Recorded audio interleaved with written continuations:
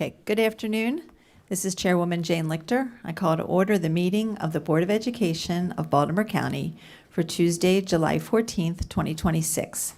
This evening's Board of Ed meeting is being broadcast through the BCPS online live meeting broadcast and on BCPS-TV, Comcast Xfinity Channel 1073 and Verizon Fios Channel 34. In order to efficiently conduct this meeting, all voting items this evening will be done by roll call vote.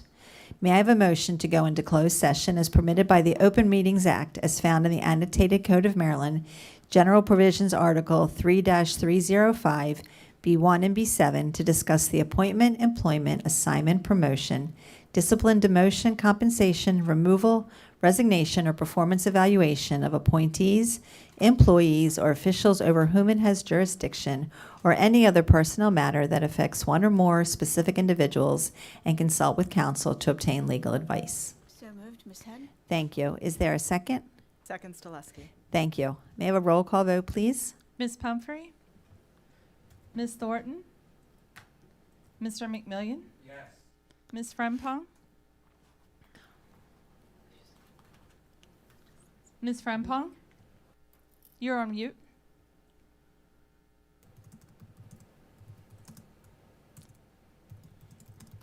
Ms. Henn? Yes. Ms. Jabaji? Yes. Mr. Fitzpatrick? Yes. Ms. Dominowski? Yes. Ms. Stileski? Yes. Dr. Savoy?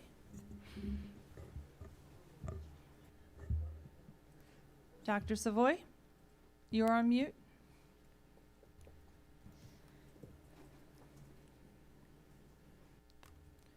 Mr. Young? Yes. Ms. Lichter? Yes. Thank you. Thank you. Ms. Frempong just put something in the chat. The next item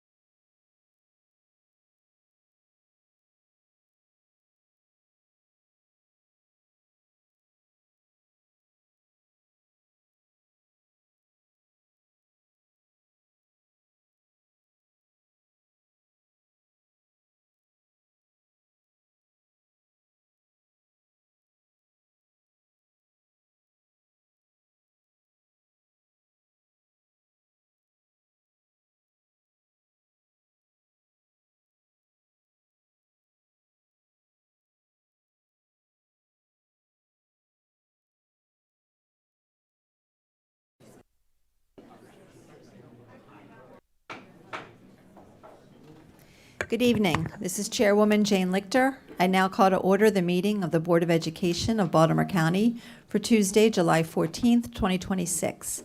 I invite you to recite the Pledge of Allegiance to the flag to be led by Ms. Claire Jabaji. We will then have a moment of silence in recognition of those who have served education in Baltimore County. I pledge allegiance to the flag of the United States of America and to the republic for which it stands, one nation, under God, indivisible, with liberty and justice for all.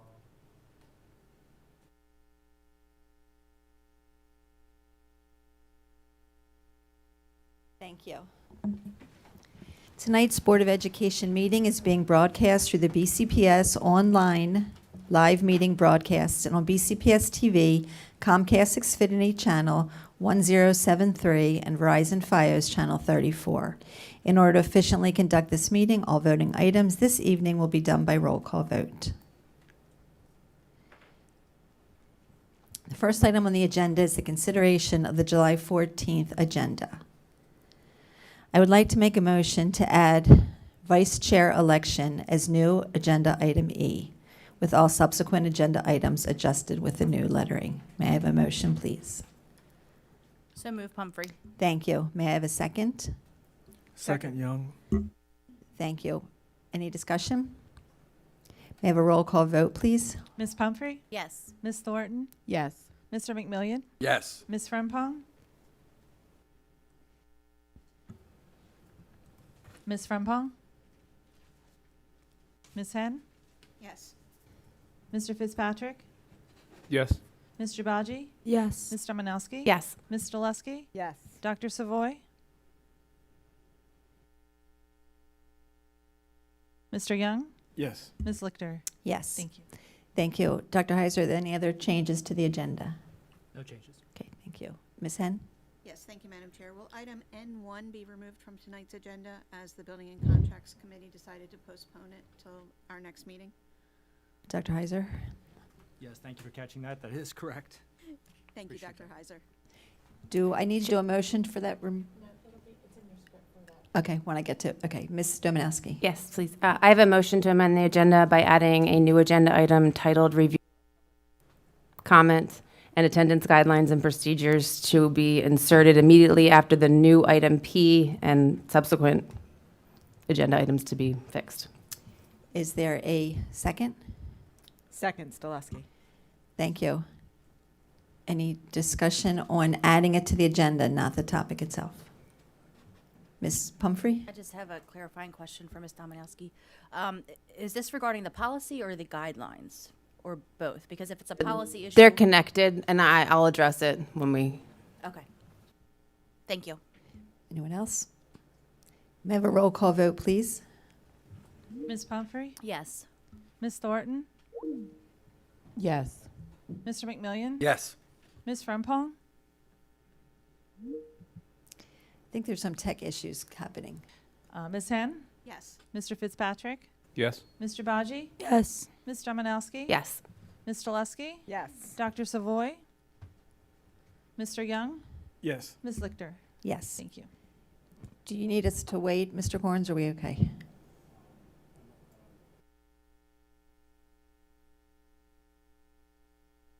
Chair Lichter, this is Ms. Frempong. I didn't hear my name called, but I am present.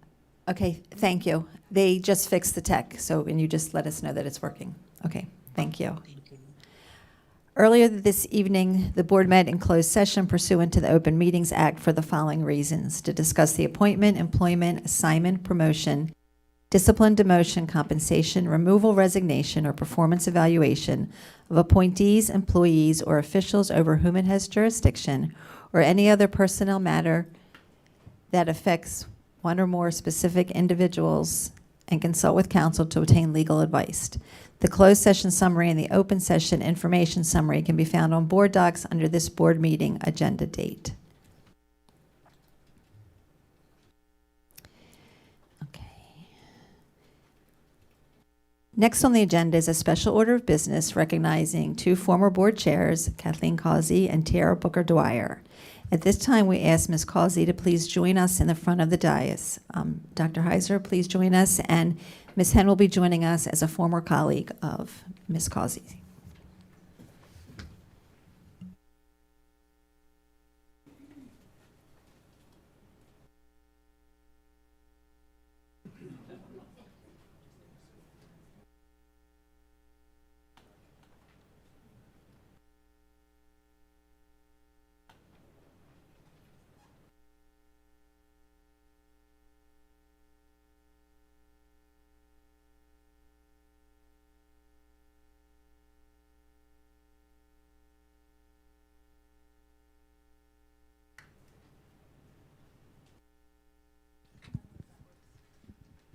Testing.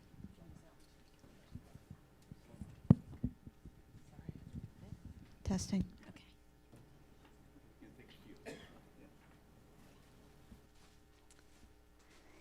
Good evening. The following resolution is being presented by the Board of Education, and it reads, whereas Kathleen S. Causey served as a member of the Board of Education of Baltimore County with distinction and honor from December 2018 through November 2022, and whereas she provided exemplary service to the students, parents, and staff of Baltimore County Public Schools as chair of the Board of Education from December 2018 through November 2020, and whereas Ms. Causey worked actively and tirelessly for the achievement of all Baltimore County students, with focus on student achievement and supporting communities through her advocacy of adequate facilities for students, and whereas she has served on the following Board of Education committees: Audit, where she served as vice chair; Budget, where she served as vice chair; Curriculum, Legislative and Governmental Relations, where she served as chair; and Policy Review, where she also served as chair.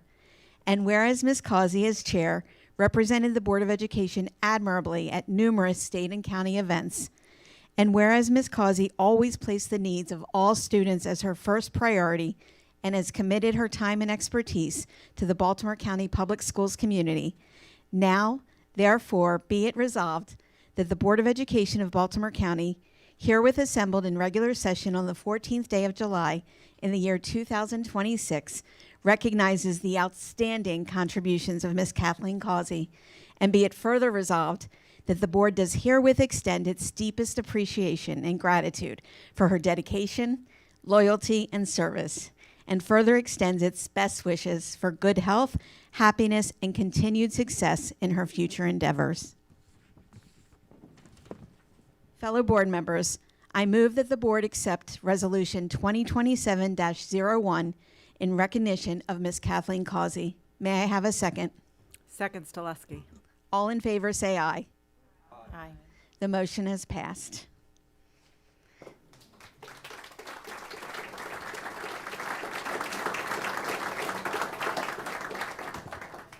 Sure. Okay. Tradition is that following one's service as chair on the board, a portrait is done and placed with the other former chairs and presidents. At this time, on behalf of the board, I would ask everyone to acknowledge the leadership and dedication that Ms. Causey provided the board and school system during her tenure as board chair. Dr. Heiser, would you mind helping me? Congratulations.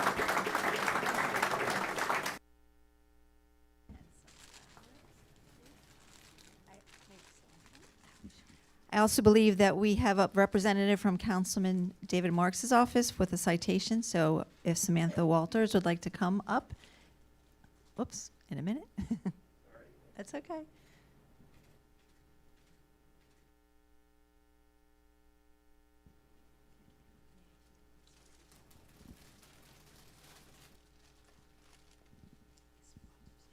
Oh, thank you.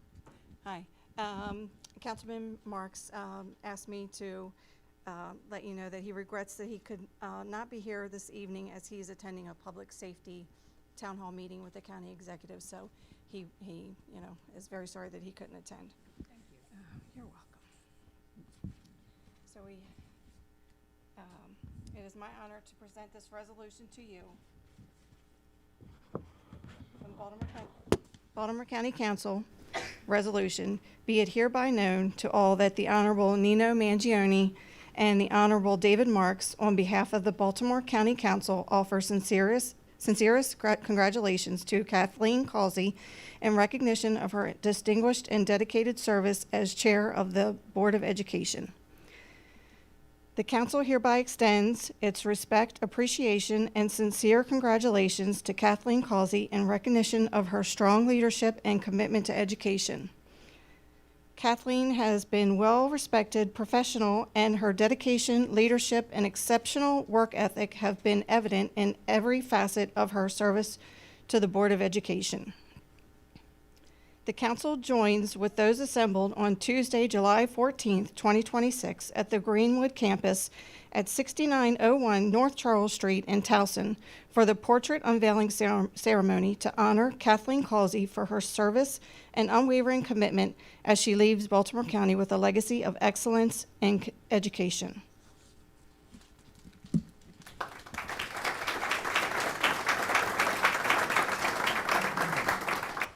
Thank you very much.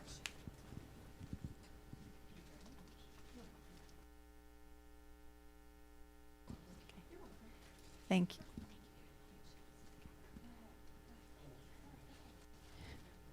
Thank you.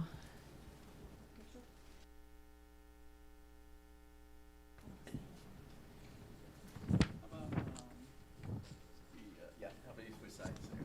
How about we get two on each side? Is that okay? Yeah. Oh, okay. There you go. And 3, 2, 1, cheers.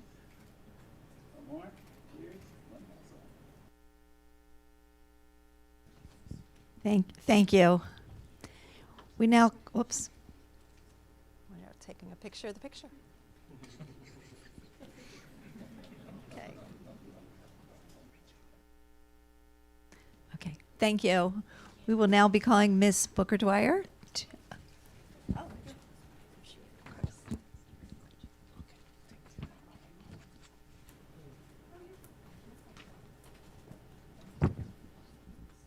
We're going to make a switcheroo, and then we are going to ask Miss Booker Dwyer to come up to the two.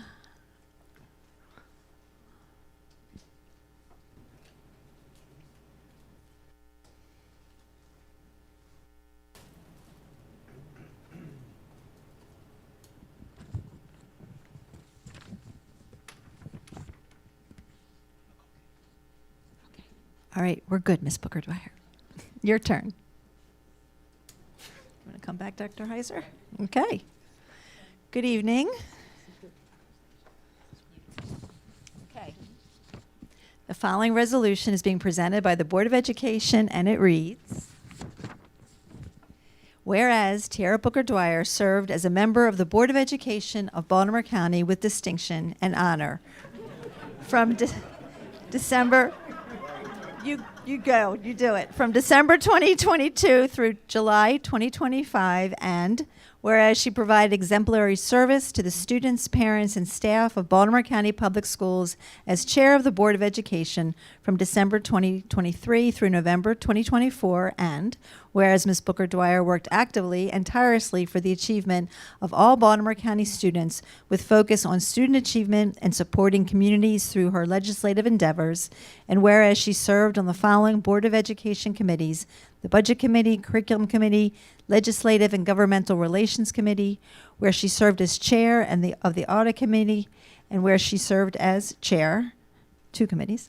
She represented the Board of Education of Baltimore County on the Maryland Association of Boards of Education's Legislative Committee and the Federal Relations Network Committee, and whereas Ms. Booker Dwyer, as chair, represented the Board of Education admirably at numerous state and county events, and whereas Ms. Booker Dwyer always placed the needs of all students as her first priority and has committed her time and expertise to the Baltimore County Public Schools community, now for be it resolved that the Board of Education of Baltimore County, herewith assembled in regular session on the 14th day of July in the year 2026, recognizes the outstanding contributions of Ms. Tierra Booker Dwyer. And be it further resolved that the board does herewithin extend its deepest appreciation and gratitude for her dedication, loyalty, and service, and further extends its best wishes for good health, happiness, and continued success in her future endeavors. That was the end. So.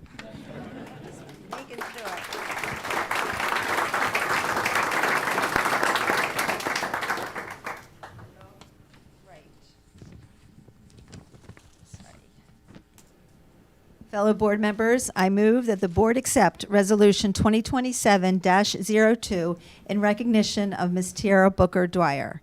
May I have a second? Second, Dominowski. Thank you. All in favor, say aye. Aye. Aye. And the motion has passed. And again, at this time, on behalf of the board, I would ask everyone to acknowledge the leadership and dedication that Ms. Booker Dwyer provided the board and the school system during her tenure as board chair. So thank you.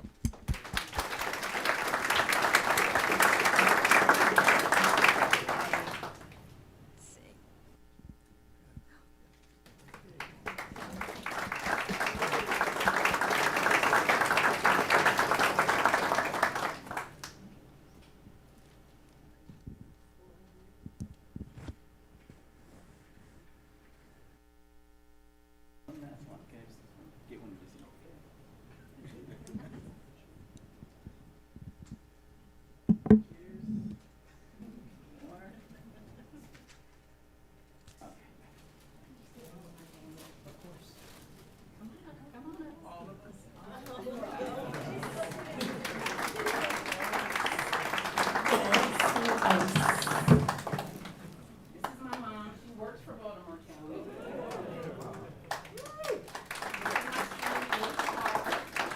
This is my husband who supports us, and my daughter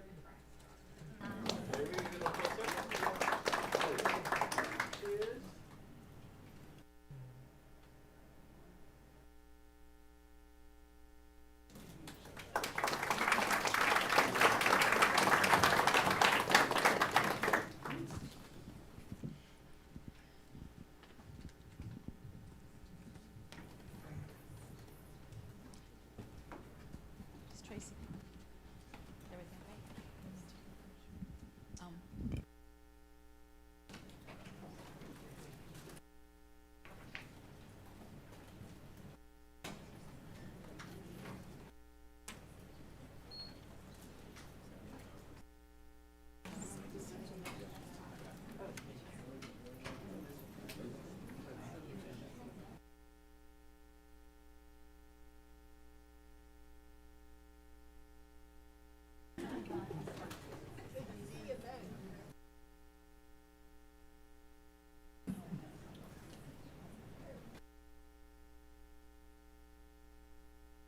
Sorry. Next on the agenda is special order of business, vice chair elections. So first we'll begin with nominations for vice chair. So at this time, are there any nominations for vice chair? Mr. McMillian. I'd like to nominate Christina Pumphrey. Thank you. Any other nominations? Okay. I would like to nominate Mr. Emery Young for vice chair. Are there any others? Let me just check teams. Ms. Frempong? Good evening. I'd like to, oops, I need to turn off the broadcast. Sorry, hold on, please. Here we go. I'd like to nominate actually our student member of the board, Ms. Trabaji. Okay. And I should have asked, Ms. Pumphrey, do you accept the nomination? May I make a comment before I respond? Sure. I do think that I should be a leader, in a leadership position on this board. I think I should have been for a while. And I'm usually humble, but I'm not going to be humble about that right now. And the reason is because as a leader, when I think of myself as a leader, it's not as being in the front. It's recognizing talent on this board, recognizing the differences on this board, and encouraging us as a board to use those differences to make us stronger as a board. My votes as a board member are unpredictable, and my voting record reveals, if you look into it, that I have been the most independent board member on this board, with the exception of our three new board members, because we don't know their voting history quite yet. That I think that independence is essential for board leadership so that all differing voices are heard. With that being said, a leader also makes decisions that are in the best interest of the board and also of our system, which in turn is the best decision for our students. And at this time, and for at least the next 5 months, I think that in our best interest, I would decline the vice chair role and encourage and nominate Mr. Young, encourage other board members to support Mr. Young. Thank you. Thank you, Ms. Pumphrey. Mr. Young, do you accept the nomination? Yes. Okay. Ms. Jabaji, do you accept the nomination? Yes. Okay. Are there any other nominations? Okay. Ms. Frempong, do you want to speak to your nomination?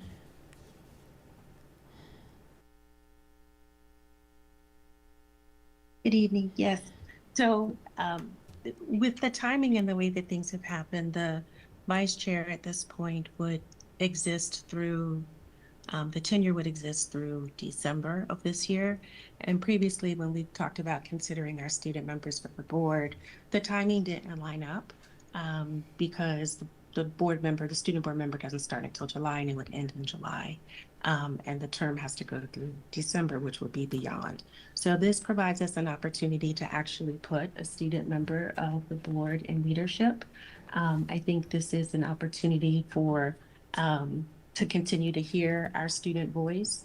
And if there's any concerns about what the student member can or cannot vote on, that's already taken care of, because we know there are certain things that the student member of the board can't vote on. So that doesn't change whether or not the person is in a leadership position or not.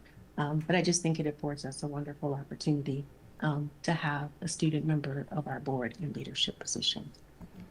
Thank you. I will speak to the nomination of Mr. Young. I made that nomination based on the work that he has done on the board. He stepped in for a lot of the vacancies in committees and committee chairs over the past year. He's also been, has reached out to me frequently as a thought partner as I have navigated the role of chairship by myself. He's highly visible as a board member, attending events, swearing-ins, press conferences, hearings, and he approaches the work for the good of the entire BCPS community, which is why I made that nomination. At this point, we will do an roll call votes. Board members, you may vote more than once if you are in support of that candidate for vice chair. So first, Ms. Henn? Thank you. May I speak to one of the nominations Sure. before we vote? So while I support both candidates, I have concern about the student member, not particularly Ms. Javaji, but in general, the student member serving in an officer position for the demands of the officer role and the events that you mentioned, Chair Lichter, and the commitments required of school and putting the academic demands first and prioritizing those above the demands of an officer role. So while my vote may be negative towards promoting a student member of the board to that role, it in no way reflects my lack of confidence in Ms. Javaji, but rather my concern for the demands, the academic demands of the student member of the board, not any way reflect my confidence in Ms. Javaji. Thank you. Thank you. Mr. Manowski? I kind of wanted to echo a little bit of that because while I would support both of them, Jane has been doing this by herself. I mean, Ms. Lichter has been doing this by herself for a while, and Jane she could, too. Sorry, Jane and Ms. Lichter, it's been a pair. So I'm just looking out for our board member. I think you would do a great job, and it would be a great experience. I'm just with a brand new superintendent, everything's starting over. I think that that's the only reason. It has nothing to do with whether I think you can do the job or not. It's just more.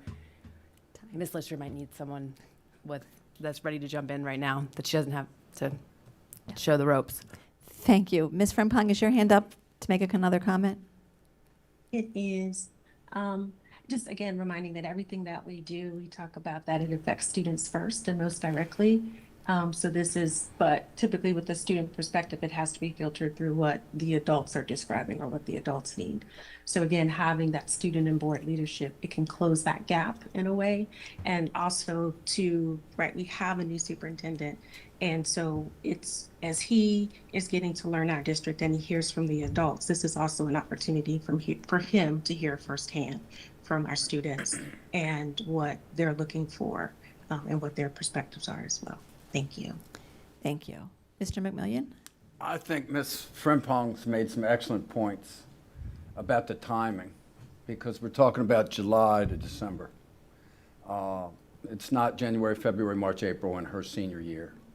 I think it's an excellent opportunity to get a student in that position, to let them experience that, and and give some boost to other students that are out there by seeing her in that role.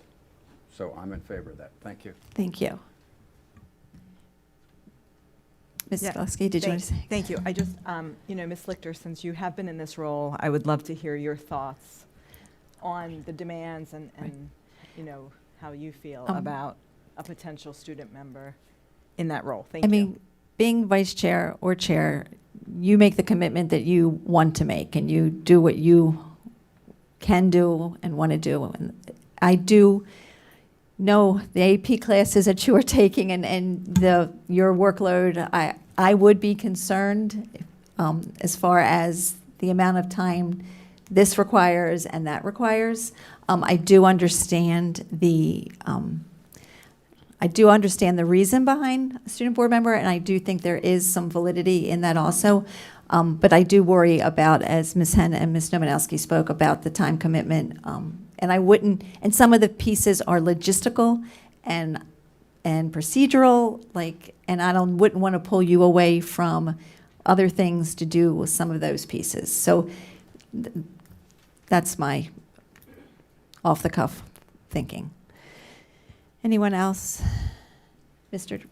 Yeah, I agree with Mr. McMillian that Ms. Frimpong made a lot of really important points. I would just speak to Mr. Baji. I was in board orientation with her, and I just remember sitting there and thinking, she asked a lot of questions, but all day, but not a bad one, all day. So I was very impressed. I think she would be excellent. I think I agree with Mr. McMillian. That's a unique timing, and maybe it's an opportunity to take. Okay. Anyone else? Okay. Ms. Henn? One final brief comment. I don't think we should underestimate the role of the student member of the board either. And that has been elevated by the fabulous student members we have had in the 10 years that I've served on the board. I've been envious of that position multiple times because of what they've brought to it and the opportunities that they've created for themselves. We've heard colleagues say that it's what you, and Chair Lichter has said, it's what you bring to it. I think the same holds true for the student member position. And from having a report at every board meeting to getting to work with our communications team and creating that direct line of communication to our students, to working with our superintendent directly and setting priorities of what you want to accomplish during your term. That very much is a leadership role, no less than an officer on this board. I view it as one and the same. So regardless of the outcome of this election, I think that that is a position that is what you make of it. Thank you. Thank you. May I have a roll call vote, Ms. Gover, for the nomination of Mr. Young for vice chair? Ms. Pumphrey? Yes. Ms. Thornton? Yes. Mr. McMillian? No. Ms. Frimpong? Abstain. Ms. Henn? Yes. Mr. Fitzpatrick? I would abstain. Mr. Baji? No. Ms. Domanowski? Yes. Ms. Dulesky? Yes. Dr. Savoy?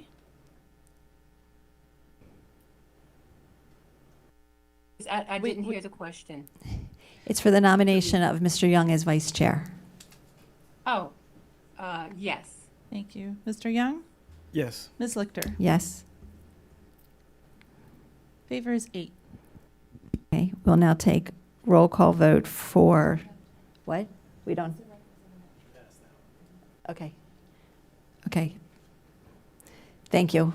And congratulations to Mr. Young on vice chair. But we'll have plenty for you to do, Mr. Baji. No worries. And if you want more, just ask us. But as Ms. Henn said, you getting into the schools and visiting our students and really listening to them is huge. So we're now going to play musical chairs for a second. So didn't get the seat warm, but we're going to have Mr. Young move here. You wanted that anyway? Well, see, things do work out in the end. Okay. While that is taking place, the next item on the agenda is personnel matters, and for that I call on Mr. McCall. Yes, Ms. Thornton? I just wanted to congratulate Mr. Young. Congratulations. We all should.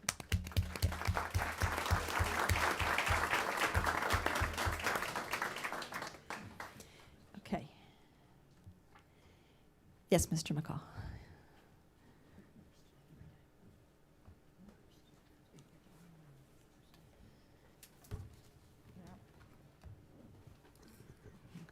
Okay, good evening. Good evening. Chair Lichter, Vice Chair Young, Superintendent Dr. Heiser, and members of the board. I'd like the board's consent for the following personnel matters. Tonight we have retirements, resignations, and leaves. Okay. Do I have a motion to approve the personnel matters as presented in Exhibit 1 through 3? So moved. Dominowski. Thank you. Do I have a second? Second. Thank you. Any discussion? May I have a roll call vote, please?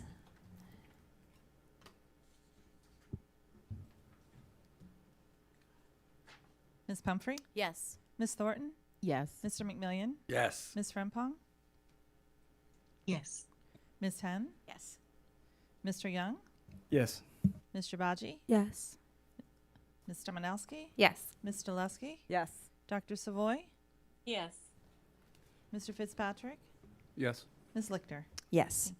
Thank you. Thank you, Mr. McCall. Thank you. The next item on the agenda is administrative appointments, and for that I call on Dr. Heiser. Thank you. Madam Chair Lichter, members of the board, I'm bringing forward the following administrative appointments for your approval. Senior Auditor, Office of Internal Audit. Coordinator, Mathematics, Department of Science, Technology, Engineering, and Mathematics. Principal, Sussex Elementary School. And Specialist, School Grant Programs, Office of Title I.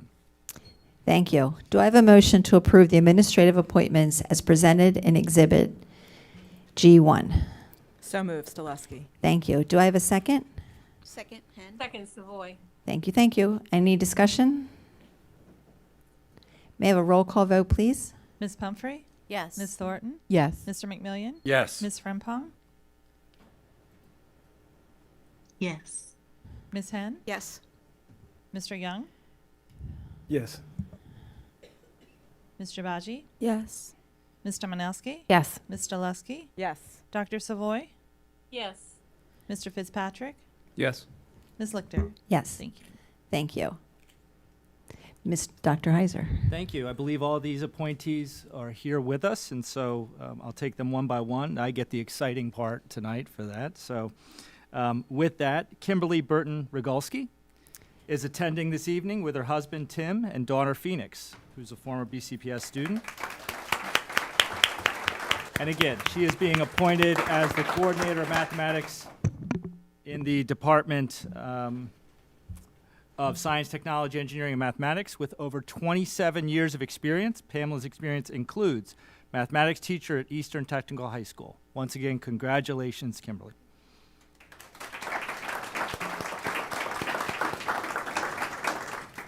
And we also have Pamela Ogo is attending this evening with her husband, Ozoma, and is being appointed as the Senior Auditor in the Office of Internal Audit. With over 20 years of experience, her experience includes Assurance and Advisory Senior Assistant with Deloitte and Touche, Staff Auditor at Aronson and Company and Rubino and McGeehan, Senior Internal Auditor at the University of Maryland Medical System, Internal Audit Supervisor at Sunrise Senior Living, and Lead Internal Auditor with Anne Arundel County Public Schools and Fannie Mae. Congratulations and welcome to BCPS.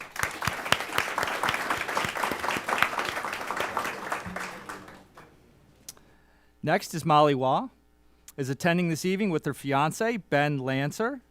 Congratulations. Being appointed as Specialist School Grant Programs in the Office of Title I with almost 10 years of experience. Her experience includes elementary classroom teacher and resource teacher at Harford Hills Elementary School. Congratulations, Molly. And last but certainly not least, Samantha Ewenick is attending this evening with her husband Todd and daughter Brooke, former student at Hereford Middle School. Thank you for joining us. Being appointed as the principal at Sussex Elementary School. With 22 years of experience, it includes special education teacher at Pinewood Elementary School, elementary classroom teacher at Reisterstown Elementary School, teacher mentor at Riverview Elementary School and Halstead Academy, resource teacher in the Office of Staff Relations and Employee Performance Management, and assistant principal at Cromwell Valley Elementary Regional Magnet and Warren Elementary School. Congratulations again, Samantha. Thank you, Dr. Heiser, and congratulations to everyone. Our next item is public comment. This is one of the opportunities the board provides to hear the views and receive the advice of community members. If not selected to address the board, members of the public may submit their comments to the board members via email at boe@bcps.org. The Baltimore County Police Department's Homeland Security Unit and Office of School Safety has recommended safety and security protocols, which are posted in the boardroom and available in board docs and on the board's participation by public website. While we encourage public input on policy, programs, and practices within the purview of this board and this school system, this is not the proper forum to address specific student or employee matters or to comment on matters that do not relate to public education in Baltimore County.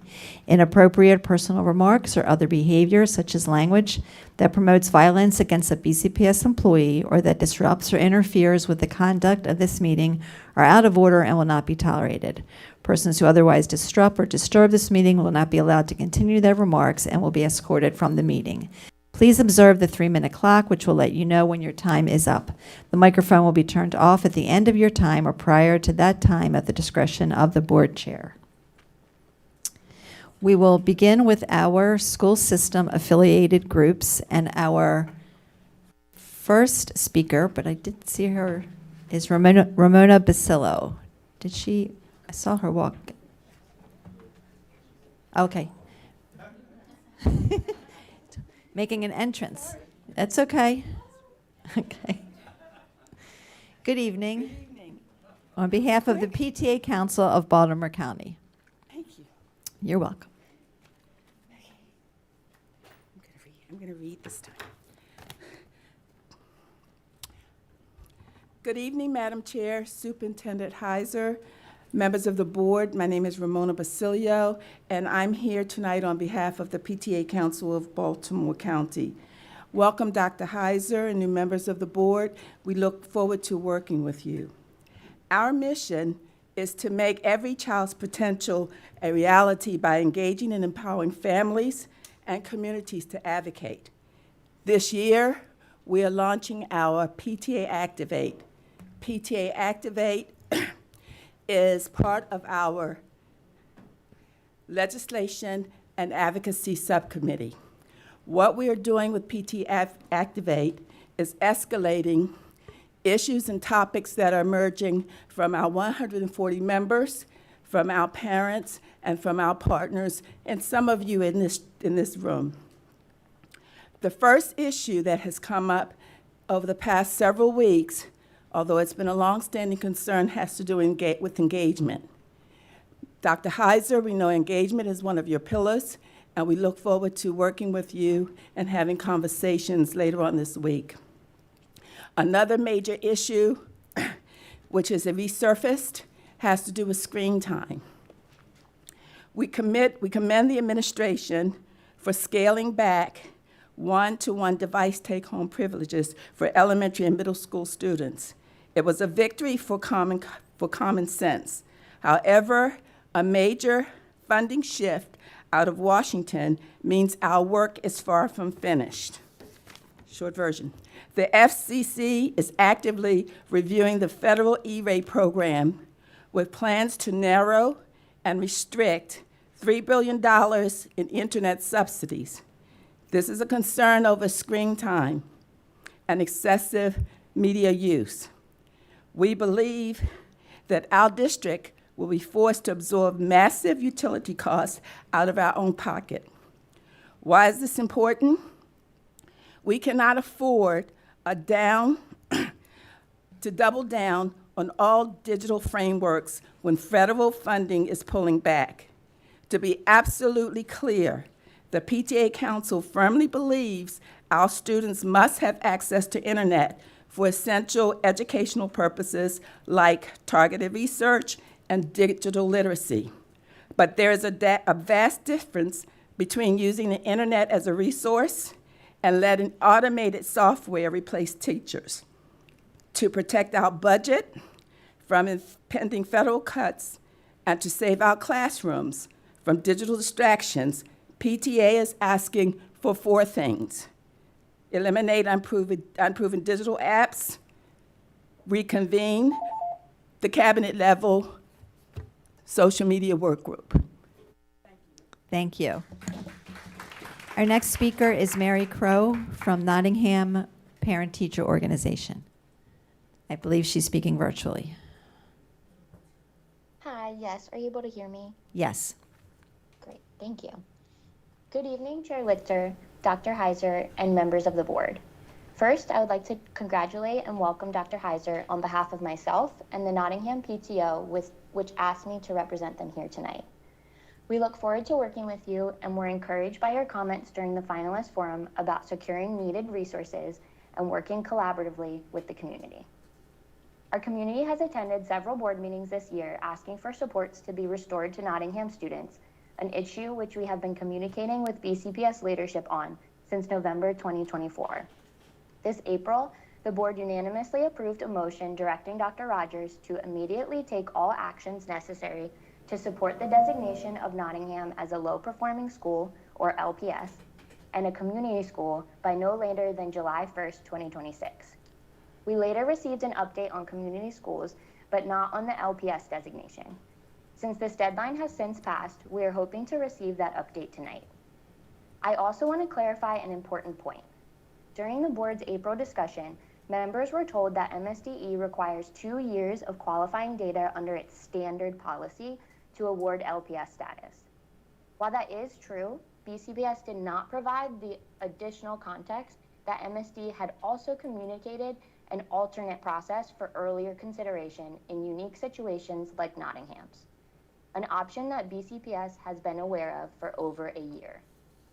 BCPS originally indicated its intent to submit this request, but after delaying several times, informed our union president this February that they no longer planned to do so and gave no explanation as to why. Our community was disappointed that the board was not provided this information about the steps MSDE had already identified as necessary for early LPS consideration.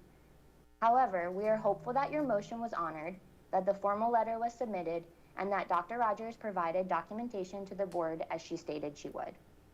Tonight, we respectfully ask for a clear update on the following. First, has BCPS submitted the superintendent's letter to MSDE requesting that Nottingham be considered for low-performing school designation for the 26-27 school year? Second, has the board received copies of the formal requests submitted by BCPS regarding both LPS and community schools designation? And finally, if the formal request for LPS designation has not been sent, we urge the board to revise the previous motion to specifically direct BCPS to submit that letter with the supporting documentation already provided no later than July 31st, so MSDE can begin reviewing Nottingham's eligibility before the new school year begins. Thank you all for your time and consideration of this matter. Thank you. Our next category are unions, and our first speaker is Charlene Banke representing CASE. And I believe a congratulations is in order on your new position with CASE. I'm bringing a friend to sit next You're phoning a friend. Yes. Okay, Mr. Parker. I'm not talking. Okay. He's just a friend. Okay. Good evening, Chair Lichter, Superintendent Dr. Heiser, and board members. My name is Charlene Benke, and I'm happy to be back before you this evening, having transitioned this month into the role of Executive Director of CASE. Our dear friend and colleague, Billy Burke, has retired after having proudly serving our CASE membership for 5 years. We are grateful that he has agreed to remain available to us as a consultant whenever we need his guidance and insight. I am excited to introduce to you a familiar face joining me as our new Director of CASE, Mike Parker. Many of you know Mike as a highly respected BCPS educator and leader who recently retired after 36 years of service to this district, including 15 as a school principal. Mike and I are honored to serve together as the new leadership team of CASE under the direction of our board of directors, and we are looking forward to this next chapter. We are stepping into these roles during a season of transition for BCPS, and on behalf of CASE, I want to extend a warm welcome to Dr. Heiser as you begin your leadership here in Baltimore County. With this new leadership at CASE, you also have new board members, and this is certainly a great deal of change that's going to take place. At the same time, we would like to emphasize for you that CASE's core commitment is going to remain unchanged. Our mission continues to be supporting the administrators and supervisors who lead this district every day, and we are going to partner with you to ensure that they have the resources and the support that they need to succeed. Between Mike's 36 years in BCPS and my own 35 years working with this district, serving in multiple roles, we understand firsthand the challenges, responsibilities, and opportunities that face our leaders. That experience will guide our work and our advocacy. As we begin this new chapter, we are excited to work alongside you on issues that matter deeply to our members, maintaining fair staffing practices and promotion practices, building trust and open communication and collaboration, and ensuring the voices of our administrators and our supervisors are heard and they are valued. We recognize that recent budget challenges have placed significant demands on many of our members. Together, we look forward to ensuring every administrator and supervisor feels respected, valued, and equipped to be successful in their role. CASE stands ready to partner with you in advancing that mission. We are looking forward to building that partnership with you. Welcome, Dr. Heiser. Thank you, and congratulations to both of you on your new role. Mr. Parker, glad you didn't go far from BCPS. Okay. Glad you didn't go too far from BCPS. Appreciate that. Thank you so much. Thank you, board. Thank you. Welcome. Our next speaker is from TAPCO, and that's Ms. Kelly Olds.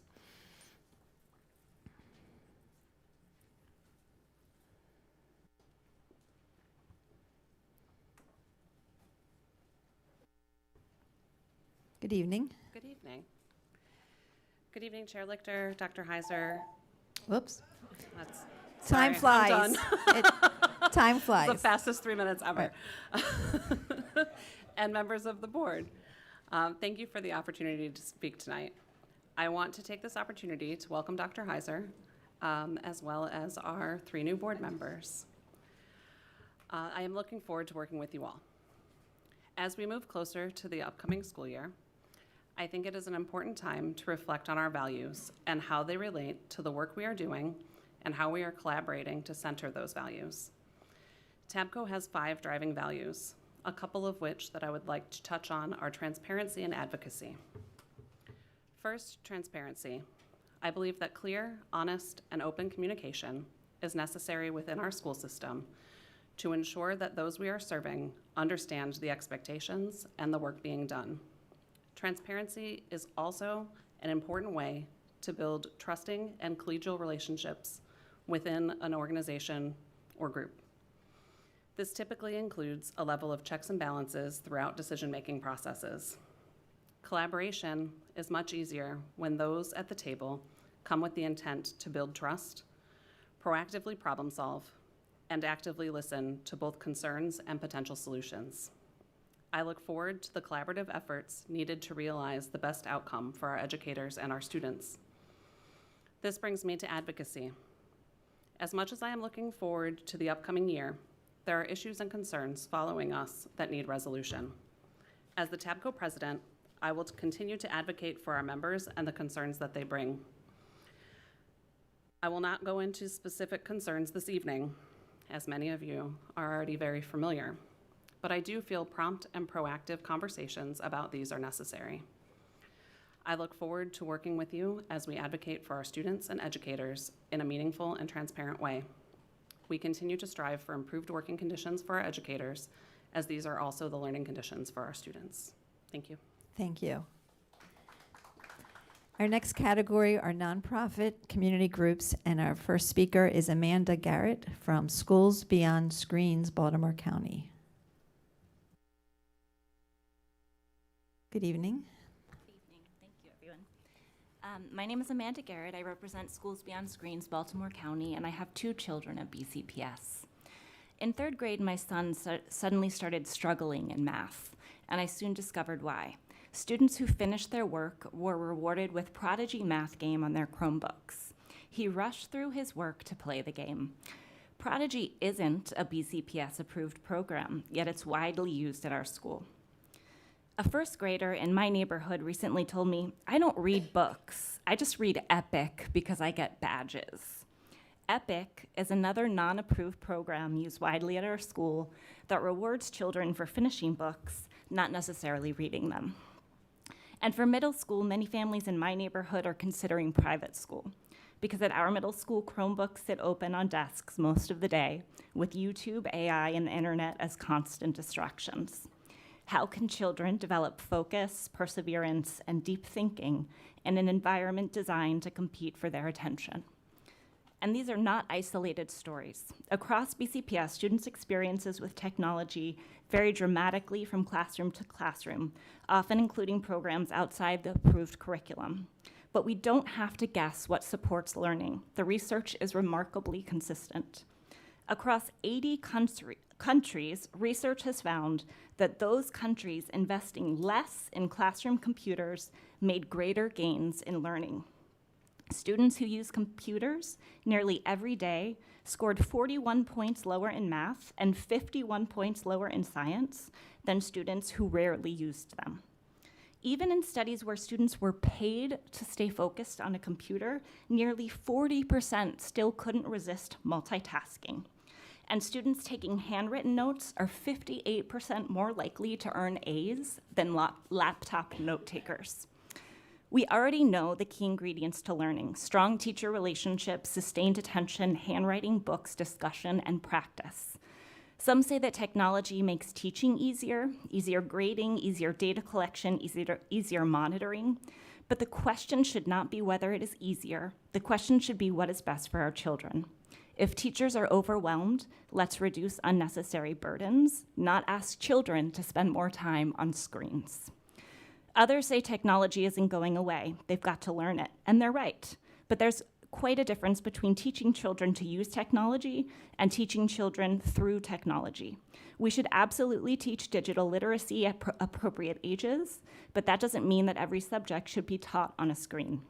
We asked the board to align classroom technology with the science of learning, eliminate Chromebooks for K through 2, replace one-to-one Chromebooks with a CART model in all grades, prioritize paper-based teacher-led instruction wherever possible, restrict access to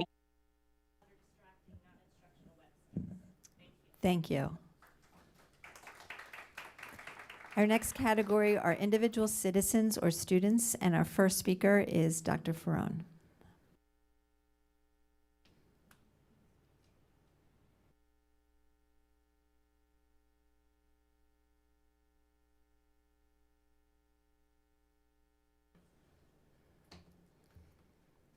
Madam Chair, I don't feel well. I hope you are patient with me. Good evening to all. Good evening. Congratulations, Dr. Heiser. I count on you a lot. Congratulations, Mr. Young, the 3 new board members. So I want to talk to all of you about success. I knew in my 30 years of advocacy 6 people, and none of them was good. None. So for that reason, when I met Dr. Heiser, suddenly I felt optimism. There is going to be a good change, that the school system would turn from a failing school system, an expensive and wasteful school system, into an achieving one and an effective one. So with that, I see in my 30 years 2 things.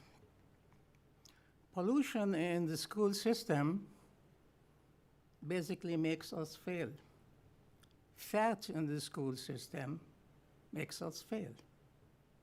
Pollution comes from political, behind the scene most of the time, and sometimes people come here and babble for a long, long time about politics.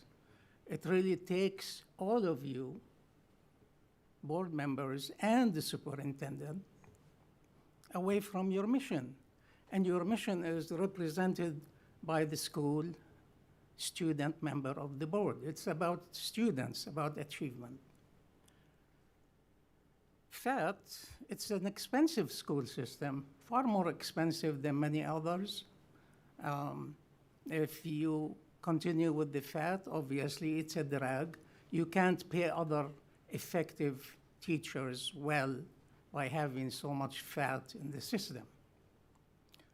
I personally, as observation, and these are my comments to you, that's my 30-year observation of the school system.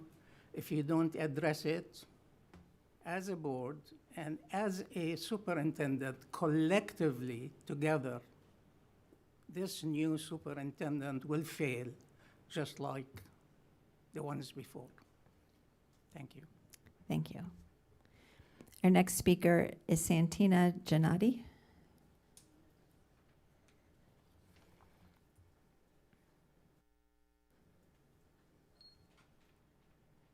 Good evening. Hello, good evening. Good evening, members of the board, Superintendent Dr. Heiser, and welcome to our new board members. I am Santina Gennady, and a BCPS parent and library media specialist, and I'm here tonight to provide some background for our new members about secondary library media specialists in BCPS. Because I am doubly invested in our district, I appreciate our board's recognition that school libraries are essential to student achievement. Our board policy 6200 recognizes that library media specialists are teachers, co-teachers, content integrators, instructional leaders, information specialists, and program administrators. The policy also affirms that we teach information, digital, and media literacy while fostering critical thinking and inquiry aligned with the CCR standards outlined in the Blueprint for Maryland's Future. My concern is that our current staffing model makes those responsibilities impossible to fulfill. Last school year, BCPS made it optional for principals to use secondary library media specialists as classroom teachers in 2 classes to offset staffing cuts. This coming school year, all secondary schools are now required to assign their librarians as classroom teachers. That means 52 licensed specialists are removed from their libraries roughly 1/4 of every instructional day. During that time, we cannot collaborate with teachers, co-teach inquiry lessons, or provide students with instruction in research, digital citizenship, media literacy, and ethical use of information. And while some schools may provide coverage in the library for circulation, our libraries basically become supervised spaces instead of instructional programs. This is especially concerning because it directly conflicts with the American Association of School Librarians' position on responsive scheduling. The AASL states that learners need flexible, equitable access to both the library and the librarian throughout the school day, and that school librarians should collaborate as full instructional partners who co-plan, co-teach, and co-assess with classroom educators. Districts are specifically encouraged to maintain staffing models that make this work possible. The research supports this approach. A 2013 multi-state study found that students in schools with full-time certified librarians consistently score higher in reading and writing, even after controlling for poverty, race, and school size. And this district already knows what an outstanding library program looks like. In 2017, BCPS was named the American Association of School Librarians National School Library Program of the Year, and that recognition was earned because our library media specialists were doing exactly what Board Policy 6200 now describes, collaborating with teachers, integrating literacy across the curriculum, and providing students with continuous access to expert instruction. And if we believe in Policy 6200, we must also provide the conditions necessary to implement it. Please remove the 2-class teaching requirement for our 52 secondary library media specialists so we can do the work that this board has recognized as essential to student success. Thank you. Our next speaker is Manjul Holmes.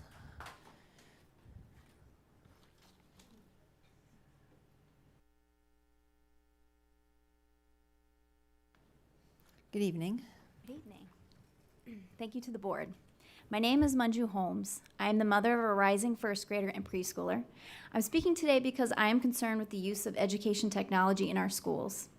Last fall, my child was instructed to use Amira, an adaptive AI reading program. I had never heard of the program and was skeptical about sitting my child in front of a screen to learn to read, but I love and trust our elementary school, and my child's kindergarten teacher is a dream. As my child progressed through the online lessons, it became clear there were issues with the program. It struggled to understand my child at times, which frustrated her. She was concerned about earning badges in the program, and when we told her we were going to stop using Amira, she got teary-eyed and said that a trophy is given to whomever uses it the most at school. After we decided to opt out, we went back to reading every night with her. She excelled and is now a natural reader, ready for first grade. It could be said that my child is an outlier, but after speaking with her peers' parents, it's clear that she is not. They report the same issues with Amira. Amira is adaptive, and the claim is that the longer your child uses it, the better they will be understood. My question is, why are we using it in the first place? My child's teacher is fantastic. She has taught thousands of children reading fundamentals through the years without the aid of Amira. My husband and I read regularly with our child. In May, the U.S. Surgeon General's office issued an advisory about the addictive nature of screens for our children, especially young kids. Screens fracture attention. Adding a trophy is a prize for the student who uses the app the most, and we're priming our youngest learners to need screens, to need ed tech. Who does this benefit? The website Evidence for ESA gives Amira a moderate rating based on 2 studies with an average effect size of 0.15. The average effect size for a positive student-teacher relationship is 0.58. So what is Amira replacing? Teacher instruction? Reading with the caregiver? My child and her peers didn't need Amira to learn how to read, but tech companies need school districts to purchase their programs to make money. Of course, kids with special needs should be able to use appropriate technology to learn. But let's invest in teachers and divest from unnecessary ed tech. I'm asking the board to go back to the basics. Let's eliminate student-facing screens K through 2, adopt a cart-based model for Chromebooks in grades 3 through 12, and ban addictive social media sites like YouTube on school-issued devices. The technology acceptable use policy that will be voted on later today fails to take into account the harm devices cause our children, as well as the lack of evidence that they help our kids learn better than with simple teacher instruction. Let's get back to the basics: pencils and paper and amazing teacher instruction. Thank you. Thank you.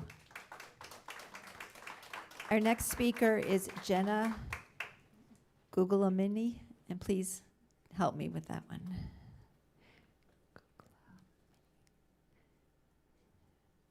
No, I got Jenna right.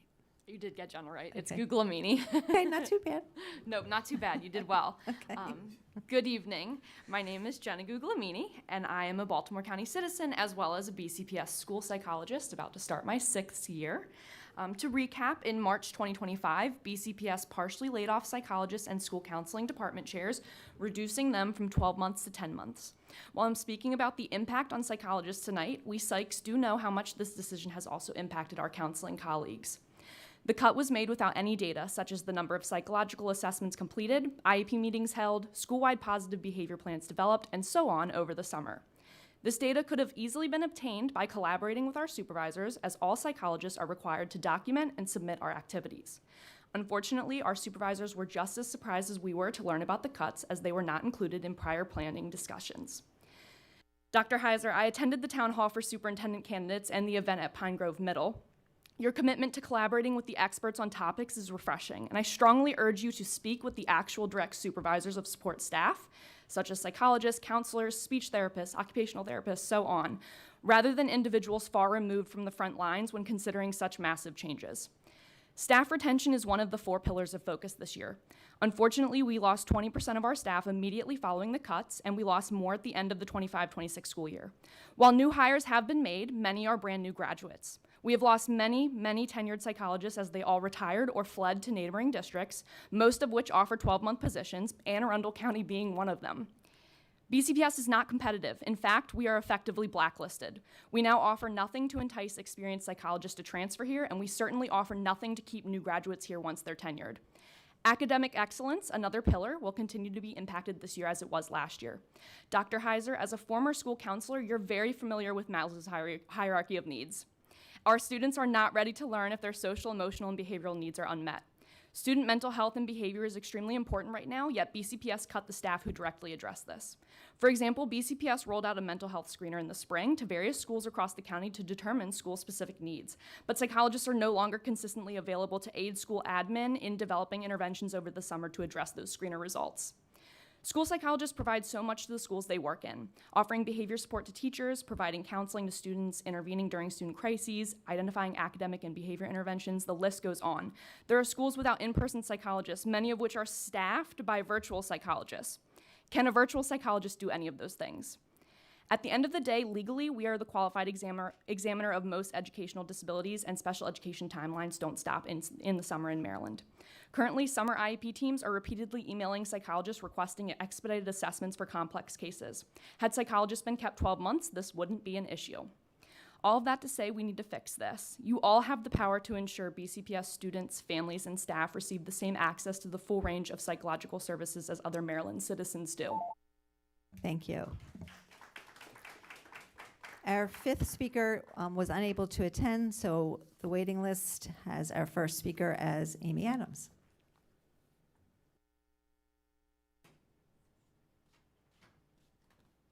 Good evening. Good evening. Good evening, Chair Lichter, Vice Chair Young, Dr. Hauser, and all board members.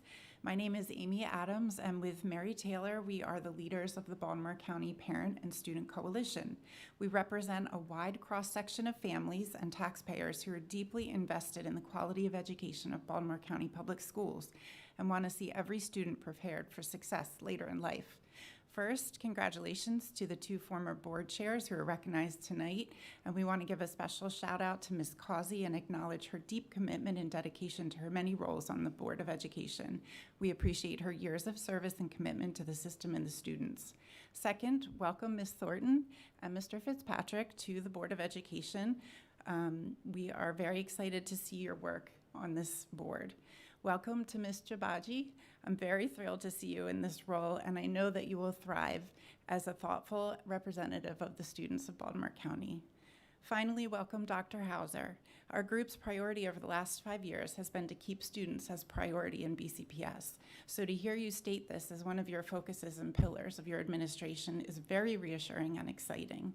We have continued to advocate for improvements in climate and safety and are very committed to evaluating academic outcomes and the actions taken to react to the needs of current students.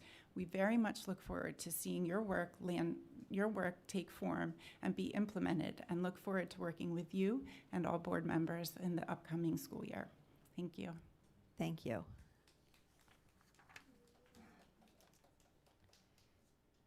Okay. Next are our comments on Board Policy 0100, and our first speaker is Lloyd Allen.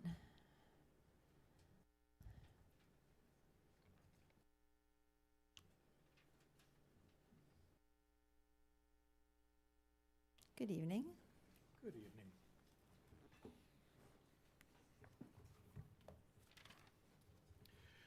Good evening, Chair Lichter, Vice Chair Young, and members of the board. Thank you for your time.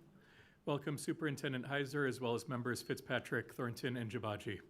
I'm Lloyd Allen, he, him, special educator in mathematics and Vice President of TABCO, but speaking as an individual tonight. Equity is foundational to the concept of public schools. For the most part, the policy avoids the trap of equating equity with equality. Opportunity alone does not yield appropriate outcomes for individuals who have multiple roadblocks. At the classroom level, the best way for educators to pursue equity is to know each of our students on an individual level. To this end, the first statement in the National Education Association's resolution on educational equity is that the NEA believes that excellence in the classroom can best be attained by small class size. From my understanding, this will be increasingly challenging at the secondary level for this coming year. The NEA also believes that programs must offer positive and diverse role models in our society, including the recruitment, hiring, and promotion of diverse education employees in our public schools. My understanding is that in recent years, this is an area in which BCPS has shown improvement, but we still have work to do in intentional recruitment and retention in order for our educational system to reflect the student body's diversity. At this summer's meeting of the National Council of Urban Education Associations, I attended a hot topic session entitled Beyond Solidarity, Confronting Anti-Blackness in Education and Labor.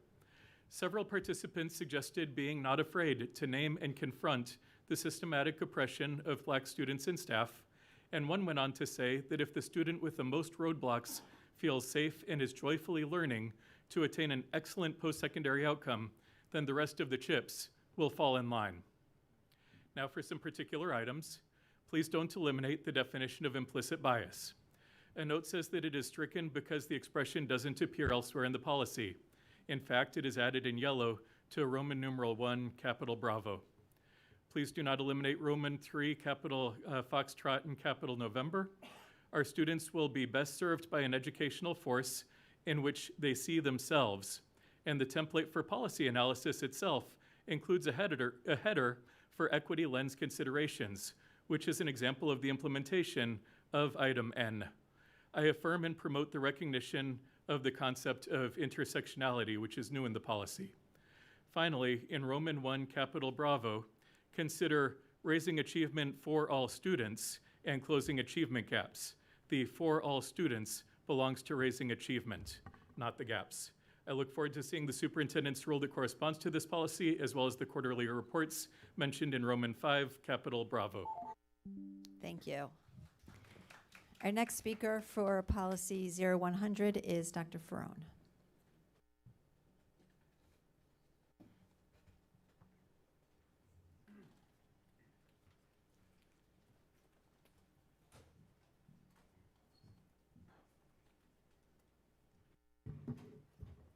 My comments about this policy are not criticism nor critique. And they are my opinion based on my observation as a newly inducted American in Baltimore for 52 years. This policy is 6 pages. It's extremely long. The fact it is 6 pages and so redundant about diversity and color and gender and all other isms basically takes you away from education. And then it had multiple colors, nice colors, green, blue, white, and there is a gray in there. It's just really complex. I can't tell you about the wording specifically, there is no enough time, but all the expressions about hate and bias, implicit bias, etc., are elastic words, which means complainers, plaintiff lawyers will use them the way they want to attack the school system, which means you will be paying more for defending the good lawyers we have here, and they will take you away from your mission. I know many people still feel that they have been discriminated against because of their color. But when I read this policy, I wonder, are we in 1950 or are we in 2026? You know, there are federal laws. The Constitution bars discrimination. Statutes bar discrimination. State law and the Constitution bar discrimination. There are plenty of state and federal laws bar discrimination. Why do we need a policy, 6 pages, multiple colors? It will take you away, as it did for the past 20 plus years, from the time I met Dr. Hairston, early 2000. So I finished school in a mud-made school. I have 3 boards in my belt, and I'm getting a 4th one pretty soon in aesthetics, completely different. If you want to learn, you'll learn. You want to focus on gender and sex and color and religion, it will take you away. My recommendation that you don't approve this policy, or approve it that you comply with federal and state laws, and that's it. That's all what you need. You really don't.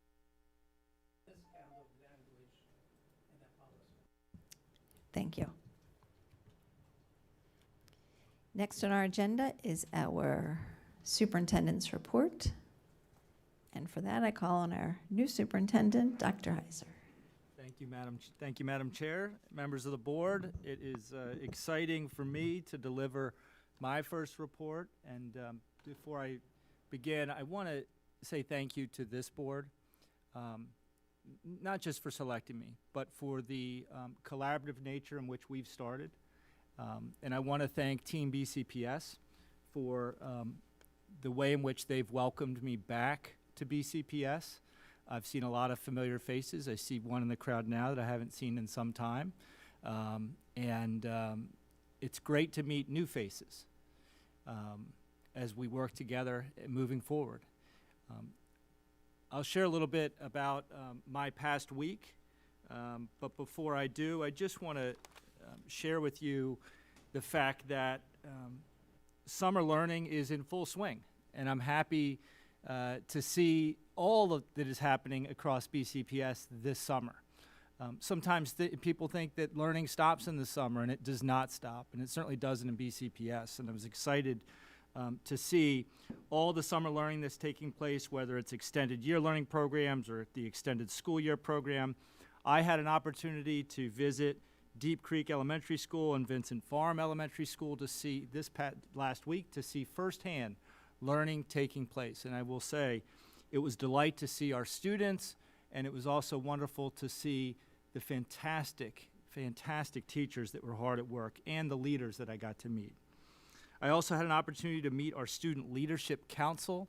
Those students are amazing. I think they reflect the diversity of our system as well as the talents of our system. And so it was a great way to start last week to really get a keen understanding. And it was less of me talking, and it was more listening to what they love about our school system, about their hopes and dreams for our school systems, and giving me advice as superintendent.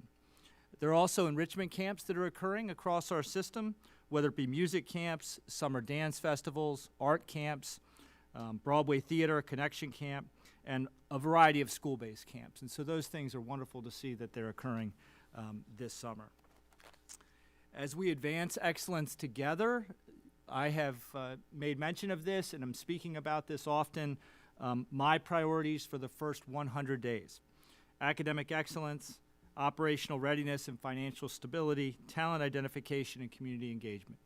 We heard some of that tonight in some of our speakers, and I look forward to sharing more and more about those priorities in the coming weeks and months. And this is a little bit of a commercial here. The next slide is a Meet the Superintendent event. And so we've already had one really fabulous event, and again, opportunity to meet community members and Team BCPS, and thank you to the elected officials and board members that came out to that first one. That was at Pine Grove Middle School last week, and we'll have 5 more, and you see them listed there. The next one is at Randallstown High School on Thursday from 6 to 7. We hope to see people out. And we had a great turnout at Pine Grove. This is an opportunity, again, I share a little bit about my experiences so that people can understand me as a leader, but more importantly, it's an opportunity for me to provide collaborative opportunity to open up, for us to be able to listen, to be able to begin to hear from the community members and all of Team BCPS about the needs in the systems and how we're going to attack those together. I do want to leave you with that. You see it's not just a slogan, you see a thing that says advancing excellence together. Some people might say that the most important word in there is excellence, or they might say it's advancing. Quite frankly, as we get started on this work, the most important word in that is together. Together. We've got to do this together. And so we are going to differ on certain things, but the fact of the matter is it starts with listening. It starts with me, hopefully, being humble, staying humble, and listening, and trying to work collaboratively with all the different groups in our system and our great board. So with that, I turn it back over, and thank you very much. Thank you, Dr. Heiser. Next is the chair report. I'm a little redundant, but I'm still going to read it. In education, we experienced 3 different starts: the beginning of the school year, which is quickly approaching, the start of the calendar year following winter break, and the start of the fiscal year, which began on July 1st. This July, however, marked several additional new beginnings for BCPS and this Board of Education. As you can see and hear, we have a full board. We have a full dais, and we had not had that for quite a while. Yes, it's a really good thing. And after a long wait, we are all very excited to once again be a full board. I would like to officially welcome our 3 newest board members, Ms. Altrice Thornton, who was appointed by the governor and will serve through December 2028, Mr. Pete Fitzpatrick, who was also appointed by the governor and will serve through December 2026, and our new student member of the board, Ms. Claire Jabaji, a senior at George Washington Carver Center for Arts and Technology, who was elected by her peers and who will serve through June 2027. I had the opportunity to attend their new board member orientation and was impressed by their enthusiasm, their commitment to serving our students, our staff, and our community, and I look forward to the perspectives and experiences they will bring to our work. So please join me in welcoming Ms. Thornton, Mr. Fitzpatrick, and Ms. Jabaji. July 1st also marked another exciting new beginning for BCPS with the start of Dr. William Heiser's tenure as superintendent. Dr. Heiser, welcome to your first board meeting from this side of the table. You had one over there, but now you're on this side with us. We are so pleased to have you leading our system. Dr. Heiser has wasted no time getting started. In addition to meeting with staff across the district, he has made community engagement a top priority. On July 6th, he held his first press conference where he shared his priorities for BCPS and he answered questions from members of the media. And as he stated, he identified academic excellence, operational readiness, and financial sustainability, talent recruitment, development and retention, and meaningful community engagement as the 4 key priorities that will guide his work and the work of BCPS. This Board of Education is eager to partner with you in that work as we move our system forward. Last week, he also launched, as he just said, the first of his 6 Meet the Superintendent community events at Pine Grove Middle School. Thank you to Pine Grove Middle School for opening your doors and hosting this important conversation. The next one will be this Thursday night at 6 p.m. at Randallstown High School, with 4 additional sessions to follow. I encourage everyone to visit our website for the complete schedule of dates and locations.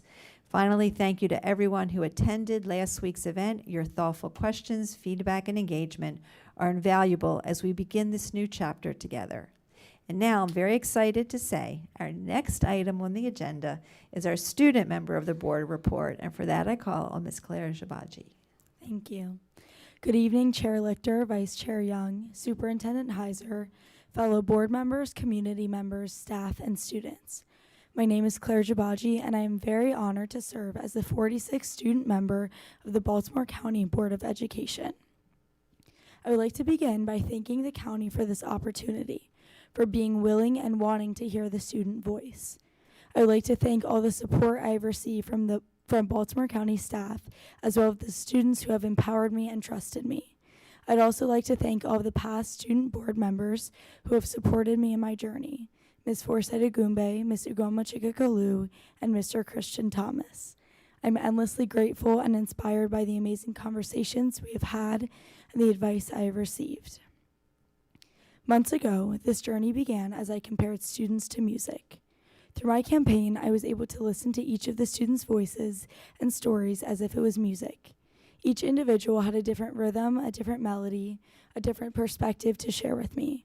I have endless gratitude for the voices I have already heard, and I am excited for the voices I have yet to hear, but most importantly, the music that those voices will make together. We should not only be striving for the school system as a whole to succeed, but instead for each individual student to succeed. When making music, in order for the song to sound good together, each element, the drums, the guitar, the bass, the singer, must be excellent. In order to have a school system that thrives, we must make sure that each student thrives. I understand the importance that this role has. I worked tirelessly to prepare in order to make the most out of this ability to help our students. I made it my mission to connect with as many people as possible in as many ways as possible. I went to tennis matches, gave presentations to schools, filmed dance videos, attended track meets, walked around culture festivals, talked to students at open houses, and watched board meetings. Students deserve representation on this board, and I am ready to be the bridge between students and the Board of Education. I would like to share a practice that I followed throughout my campaign and that I will continue through my term that I believe is the center of this role: servant leadership. The term servant leadership means that when you are in a position of leadership, you put the people above yourself, and it is your job to serve them. And this means putting the students' needs before our own, listening to new perspectives without judgment, understanding our own personal biases, and ultimately remembering that the students are why we are doing this and who we are serving. It is my goal to create a school system where students are aware of their resources and power, where students have equal opportunity regardless of where they go to school, where students feel safe going to school, and most importantly, where students can see school as a privilege, not a burden. I am ready to move forward with BCPS students as unstoppable desire and determination allows us to shape a school system that is right for us. Thank you very much for your time, and I look forward to this next year. Thank you. The next item on the agenda is unfinished business board policies. This is a second reader for these policies, and for that I call on Ms. Christina Pumphrey, Chair of the Policy Review Committee. Thank you. Members of the board, the Policy Review Committee asks that the board accept the committee's recommendation to amend the following board policies: Board Policy 3720, Behavior Threat Assessment, Board Policy 4008, Board Data Governance, and Board Policy 6202, Technology and Acceptable Use Policy for Students. These policies are presented to you on tonight's agenda as new exhibits L1 and L3. Thank you, Ms. Pumphrey. Board members, are there any separations requested? Ms. Delusky. Thank you. Yes, if we can please separate the technology policy 6202. Okay. Thank you. Thank you. Anyone else? Okay. May I have a motion to accept the recommendation of the board's Policy Review Committee for board policies 3720 and 4008? So moved. Dominowski. Thank you. No second is needed since the recommendation comes from the committee. Is there any discussion?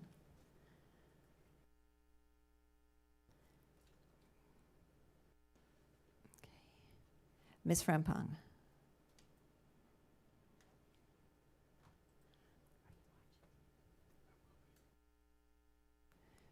Ms. Frempong, do you have a comment about one of those two policies? I do not. Is it showing my hand raised? It is, but that's fine. No worries. Okay. It's not raised. Okay. May I? Okay, then there's no discussion. May I have a roll call vote, please? Ms. Pumphrey?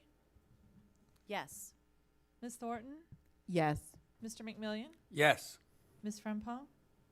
Yes. Ms. Henn? Yes. Mr. Young? Yes. Ms. Jabaji? Yes. Ms. Dominowski? Yes. Ms. Delusky? Yes. Dr. Savoy? Yes. Mr. Fitzpatrick? Yes. Ms. Lichter? Yes. Thank you. Thank you. May I have a motion to accept the recommendation of the board's Policy Review Committee for Board Policy 6202? So moved, Stileski. Thank you. No second is needed since the recommendation comes from the committee. Is there any discussion? Ms. Stileski. Thank you. Yes, I just want to thank Ms. Garrett from Schools Beyond Screens for her contributions to the ongoing discussions that we continue to have about technology. And I know the request was made to postpone the passing of this policy until we could look more closely at it. And I do think that that would make good sense, is to look at the policy again and make sure that we are doing the best by students in terms of making decisions for screen time. Thank you. Are you making a motion, Ms. Stileski? Yes. Do you want me to state? There's a motion. Okay, on the floor. Never mind. Any further discussion? Ms. Pumphrey? I would just, as part of Policy Review Committee, request more specific information since we've discussed this already, just so that as a committee, we know exactly what you're looking for, exactly what you want us to review. That would be helpful because oftentimes if we just return a policy without knowing specifics, we're not doing justice to reviewing the policy without knowing exactly what you're looking for. Yes, yeah, no, I mean, I haven't had a chance to look over the policy, but I also know that that request was made. So I don't have, I mean, I can certainly get them in the next day or so. Yes, I didn't mean right now, I apologize. Yeah. I just meant before we review Yes, it again, absolutely. if you could please provide some input as far as, and any other board members also, any input that you have as far as what you want us to look at as a committee. Absolutely. I was just stating it in response to the community request. Thank you. Any other discussion? Ms. Henn? Madam Chair, I believe a motion to postpone would supersede the motion on the floor. Right, that's what I was thinking before. I would make that motion. I move to postpone the vote on policy 6202 to a date and time to be determined by the Policy Review Committee. Is there a second? Second. Is there any further discussion on Ms. Henn's motion? May I have a, yes. I'm sorry if this doesn't go here, but I'm also wondering if we could add to it, there might be a need for a additional policy when it comes to specifically tech and screen time, not just acceptable use. And I don't know where that goes in this conversation, but I just think I wanted to add it to there. Ms. Henn? May I comment? Thank you. I appreciate Ms. Dominowski's suggestion. I believe that would be a separate motion, and I would support that motion, but I believe it would be best made as a separate motion. Thank you. Any further discussion on the motion to postpone and send policy 6202 back to committee? May I have a roll call vote, please? Ms. Pumphrey? Yes. Mrs. Thornton? Yes. Mr. McMillian? Yes. Ms. Frempong? Yes. Ms. Henn? Yes. Mr. Young? Yes. Mr. Baji? Yes. Ms. Dominowski? Yes. Ms. Stileski? Yes. Dr. Savoy? Yes. Mr. Fitzpatrick? Yes. Ms. Lichter? Yes. Thank you. So that motion passes. I don't go back to the other motion to approve the budget. I mean, to approve that, right, okay. Is there another motion that somebody wanted to make at this point, or we, okay. Okay. Ms. Frempong, is your hand up about this? It isn't, why is it up on mine? I'm not sure what's going on. That I don't my hand know. is not on. Okay, that's, You have gremlins. okay, I've got, okay, well, your hand's up for me, but that's okay. Okay, then we are done that. Thank you, everyone. Okay, next on the agenda is action taken in closed session, and for that I call Mr. Burns.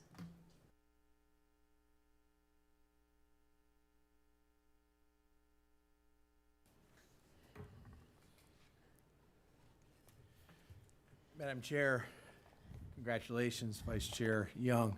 Welcome, Dr. Heiser, members of the board. Earlier this evening in closed session, the board reviewed and took action on appeals SDA 26-006 and SDA 26-007, and now would be an appropriate time for you to affirm that action.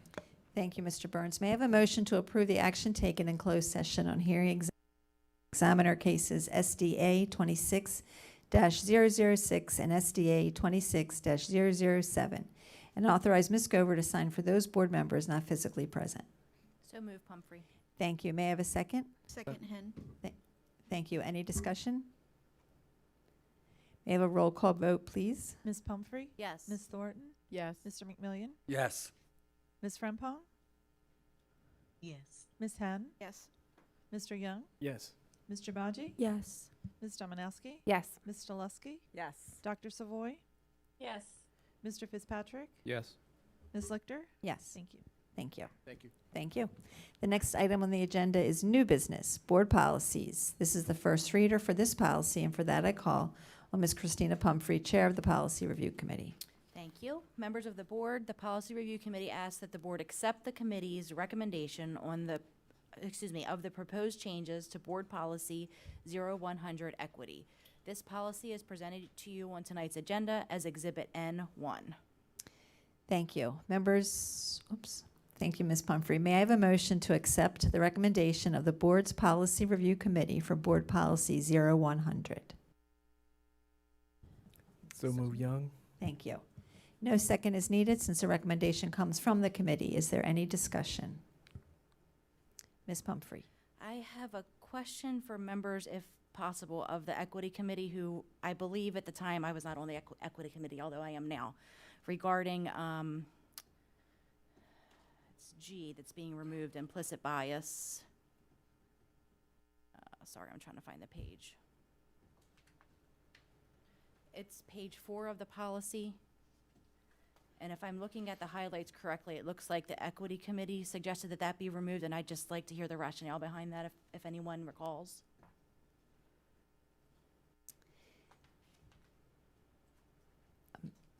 Ms. Frempong, I know you're Chair of the Equity Committee. Do you recall the discussion about the elimination of that phrase?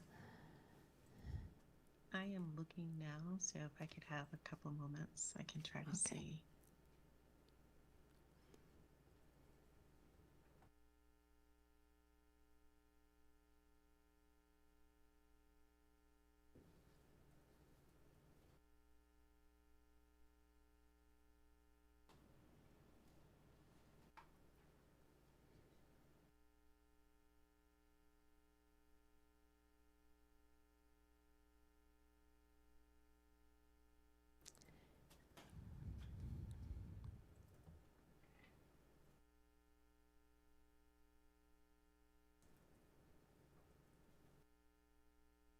It's in definition, so the only thing I can think of is we were trying to be consistent, and if implicit bias was not used elsewhere, then that's where we tried to remove things. Let's see.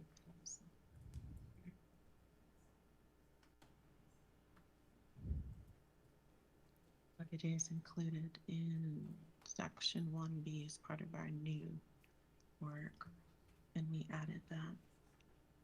So that sounds inconsistent. It looks like actually we should probably keep it because we did add language that talks about implicit bias. And the idea was just an understanding with this definition section to make sure everybody was on the same page as to what we meant within the policy. So thank you, Ms. Pumphrey. It sounds like that is something that we should probably keep that definition. Ms. Pumphrey. Okay, so I will make a motion to keep the definition of implicit bias under the list of definitions that was formerly G. It will have to be re-lettered, but I'd like a motion to keep that definition. And I'll second that motion. Okay. Any further discussion on that motion? Can you repeat that one more time, Ms. Pumphrey? Move to keep the definition implicit bias under the list of definitions, which was previously letter G. Okay. Any discussion?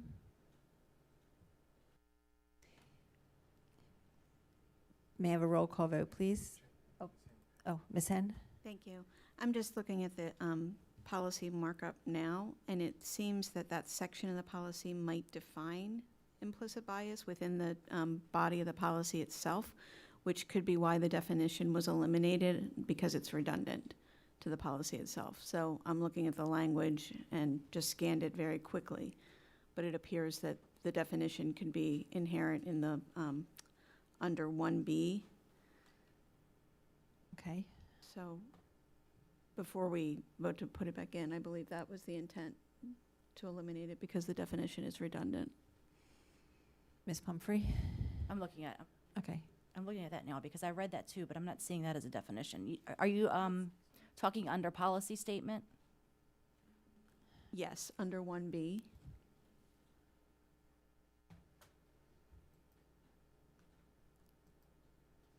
And Chair Lichter, we do have, I believe, some staff members, our staff liaison.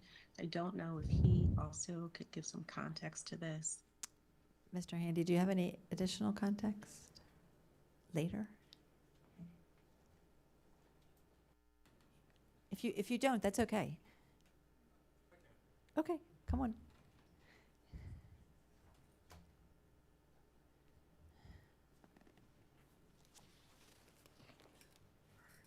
Good evening, everyone. Good evening. Just want to state for the record, it's Dr. Handy. Oh, I'm sorry, Dr. No, it's Handy. okay. Sorry, no, that's a big deal.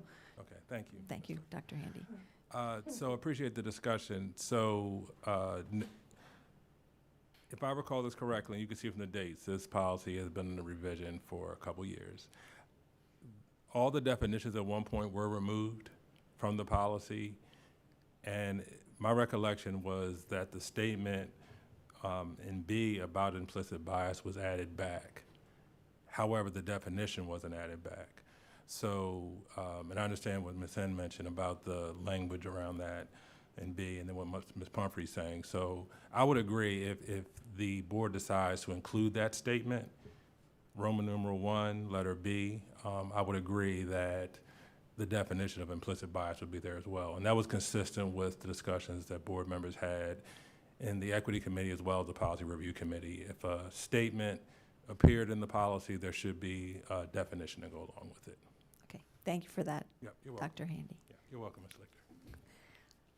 Ms. Pumphrey, any comment further? No, I agree. Okay. Any other discussion? Okay, so we're still voting on your motion? Okay. May I have would you want to restate it one more time so everybody knows what they're voting for? Okay, I move to include, okay. Continue to include the definition of implicit bias, which was formerly under definitions, letter G. Okay, thank you.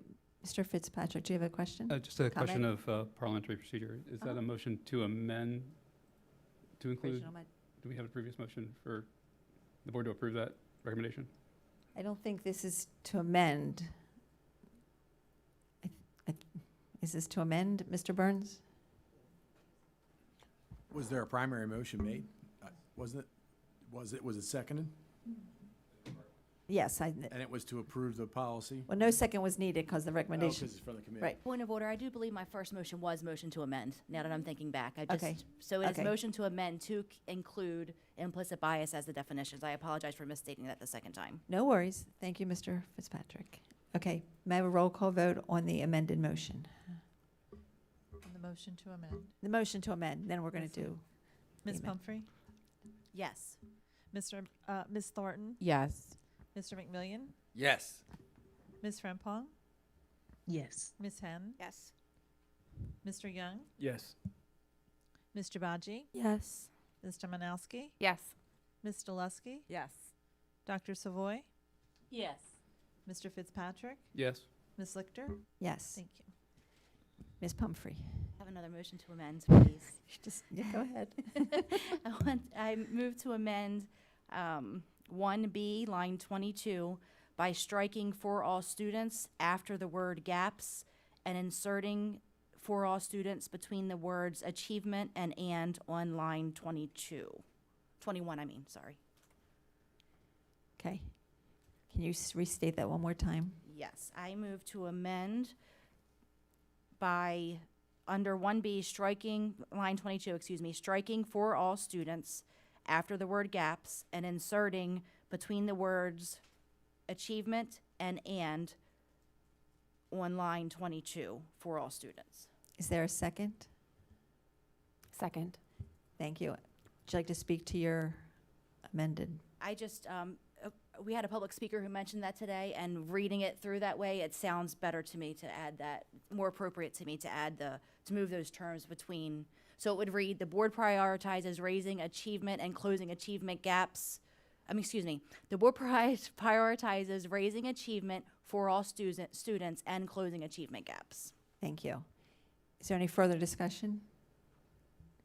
May I have a roll call vote, please? Ms. Pumphrey? Yes. Ms. Thornton? Yes. Mr. McMillian? Yes. Ms. Frempong?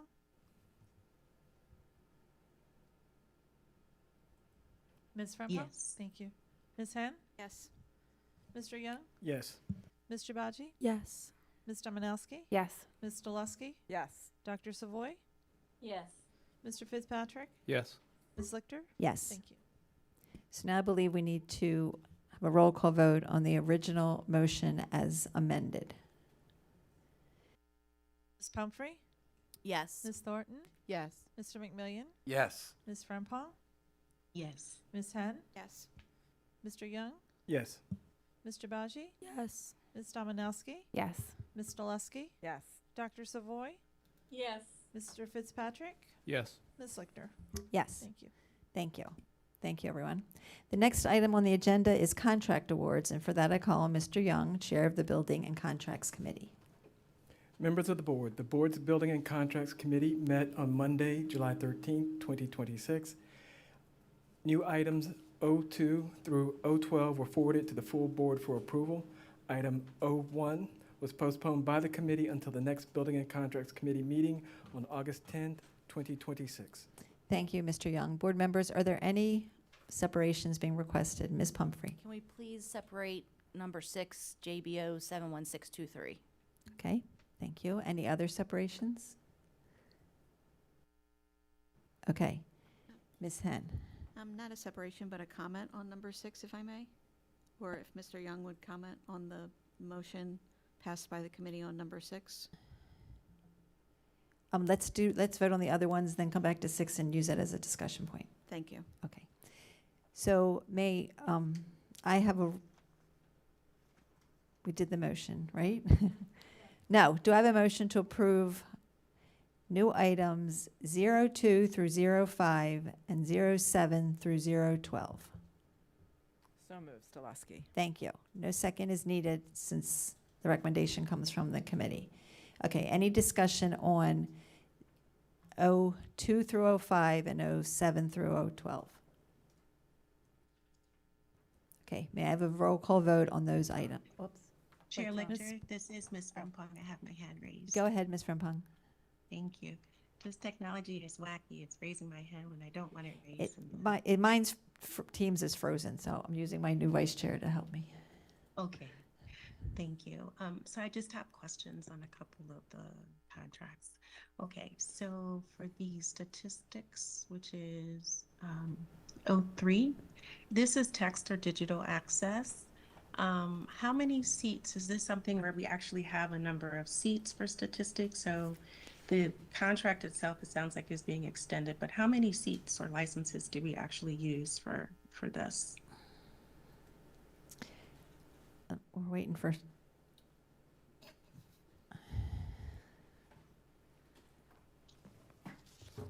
Good evening. I apologize, but I do not know the answer to that question, and no one's here from C&I who can answer that right now. Okay. And then the next question is DEI 620, which is number 2, the online digital content products. I guess if we have no one from C&I, I'm not sure if we have the answer to this question either, but these digital content products, are they actually in alignment with our curriculum, or do they include some of the products that were mentioned by our public speakers this evening? I mean, that would include this specific product, which is in our curriculum.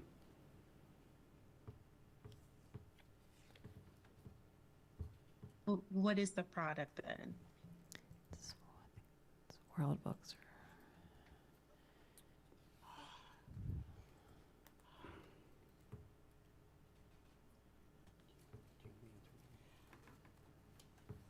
I believe, I'm sorry, good evening. Good evening. I believe that World Book is used as reference material, and ProQuest may be a part of the curriculum, but I can't speak for absolute certain. Here comes another person, Mr. Corns. Apologies. Good evening, Board Chair Lichter. I can give you the non-authoritative answer because I supervised this group many years ago. The World Book and products coming from the MDK-12 are predominantly resource materials like encyclopedia style, good for research, referencing of that nature. So they are a universal tool that is procured through a contract that most all of the state of Maryland's LEAs utilize for research capabilities. So that tool was not specifically mentioned this evening at all. Okay, great, thank you. And it sounds like they're reference products. They're not kind of these games or the software that's to practice math or practice reading type of softwares. Okay. And then the next question is just, I guess, in general too, for the next go round, what the contracts, the priorities, I'm guessing it'll match what the current priorities are that have been identified by Dr. Heiser, because we have the 4 new ones. But for example, like on the contract CWA 109-20, it still identifies like as the priority, highly effective teachers, leaders, and staff. And that's not one of our priorities at this point. Yes, So ma'am. These exhibits were prepared a month and a half ago. So at that time, we did not have the updated list of priorities. Those will be updated for the next board meeting. Perfect, thank you. And then the last one on the Metalwood lease, which is NTA 502-27, which is 011. Did we receive a deduction or any type of discount for being like a longstanding tenant? Because the previous contract was for 24 years, and then now this lease is saying it's for another 5 years. And I saw that the document noted that the contract was negotiated.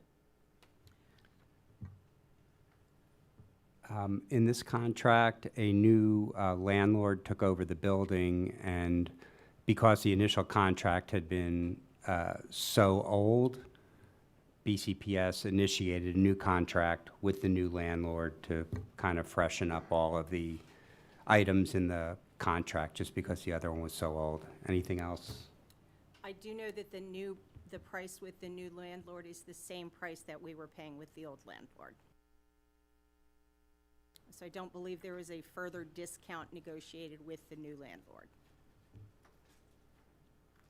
Okay, so then what was actually negotiated? Because the document says that the contract was negotiated. There are various terms in each lease which are negotiated, and those may include any work that's done to the facility, perhaps to freshen the facility, particularly when a new landlord comes in. They may want to do some work to brighten up their space. Those would have been negotiated. There are terms that we would negotiate in any contract. Our regular termination clauses, our indemnification clauses that appear in all of our contracts, when we negotiate with a new supplier, all of those terms are revisited and ensure that both parties agree to them.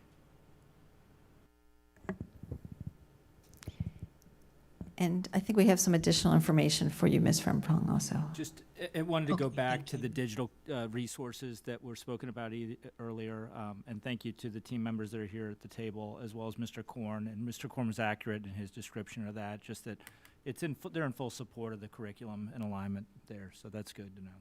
Thank you. Thank you. Ms. Frempong, do you have any other questions?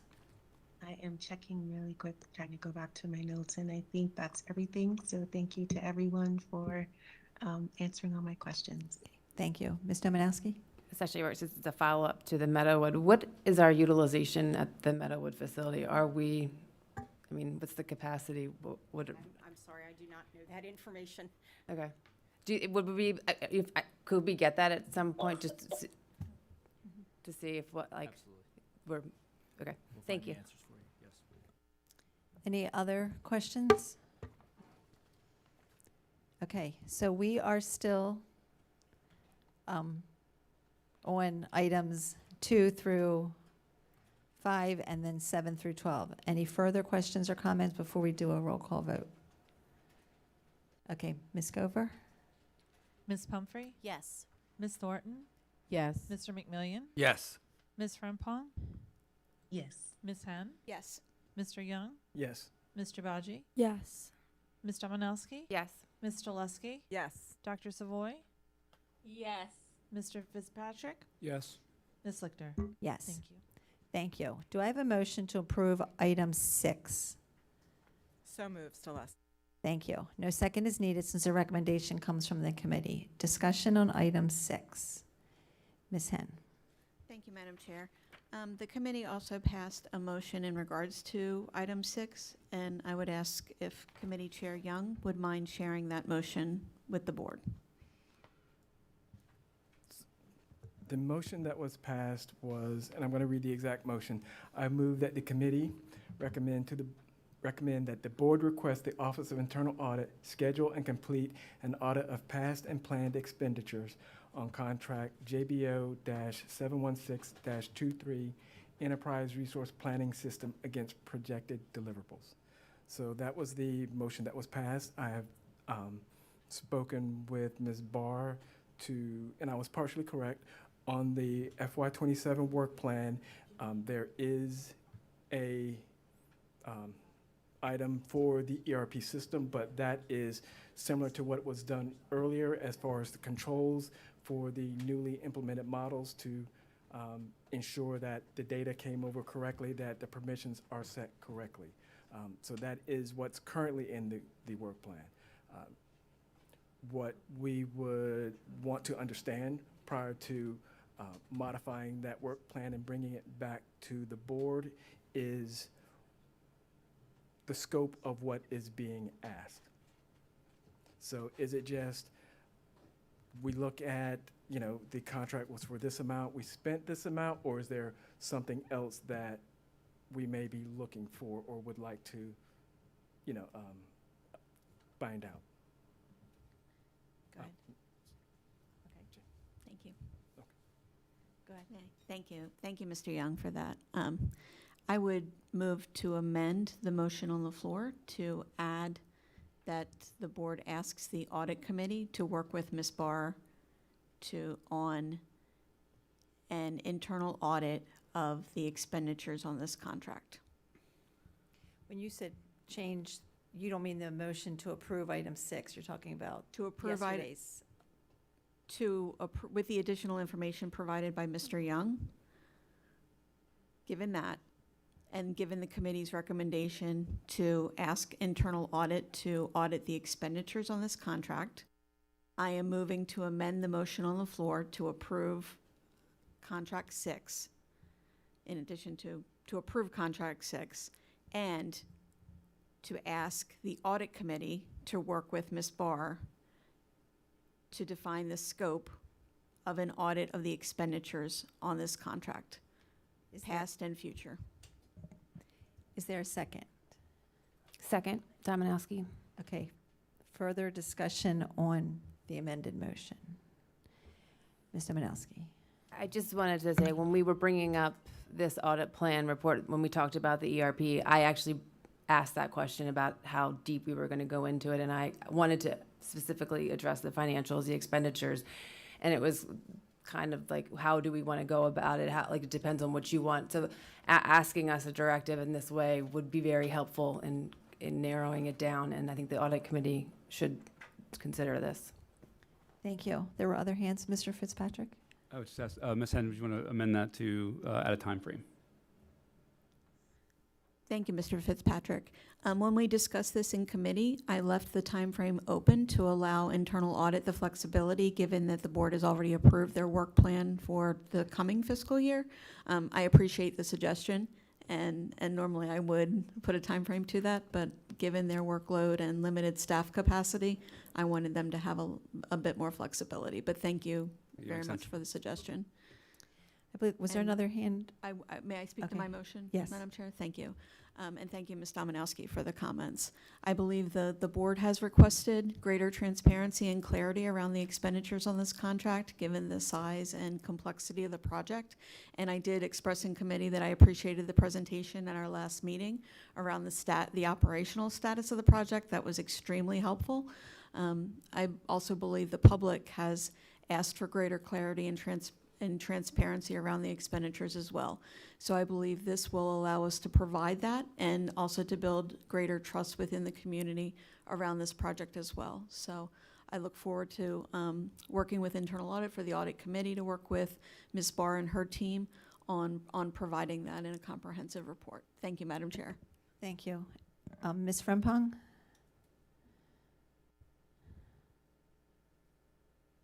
Thank you. Yes, I have to say I still have concerns about approving this amount. We did hear a presentation at the last board meeting of June 9th, 2026. But what concerns me is that we're still just continuing to have these overages, and it's not clear to me how did we get to 8 million this time, and do we really know or understand that that's enough? I think there was a 1.25 million. There was some money included for a contingency, but again, it just seems like it hasn't been enough. So at what point do we really kind of get a handle on this, get an assessment, and have a better understanding of what it is that we need from the system, and then get it, and then also get it paid for without having to continue to ask for these overages. So I'm concerned about this. I do think I am part of the audit committee, and we have spoken about auditing ERP, and there have been some audits done. But my concern is that if we send it back to the audit, again, we have to be very specific, I think, in what we're looking for, as well as understanding that when they do sampling, their sampling and the way they do it is on a smaller scale, or it's a certain scale. So I think we have to be really understanding of what we're looking for when we talk about the expenditures. I don't know, honestly, if the audit committee is the best way to get that information. That's just my thoughts, but I agree that we do need to get a handle on the money, and as well as understanding what it is that we're spending on this implementation of ERP.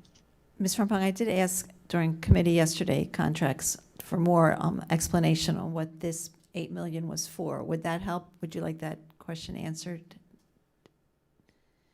Yes, if they can present Yes. that information. Mr. Corns he answered it for me yesterday, so I think he'll repeat that answer.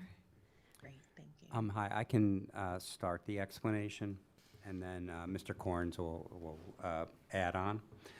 So with a project this scope, as we discussed this month, there's a lot of moving parts, and it's hard to know all of the different particulars in the scope. Different assumptions are made of how much support, what the complexity will be, the scope of the reporting, how much reporting will need to be developed, how many resources will need to be supplied by the vendor, IBM in this case. And it's difficult for any organization to get that precise right off the bat. So we've been very mindful as we've gone along, but there have been several things that we've come across. We had to extend the project several times. One was last year for payroll to allow to adhere to TABCO's concerns about going to arrears in the middle of the year. The project on the financials, due to a variety of things, had to be extended this year. Our support level has increased over time. What we've realized that we required, as I mentioned with the reporting, there really wasn't enough in the scope initially. And so it's the accumulation of a number of things over time. It's not one thing. It's not the future 2 years.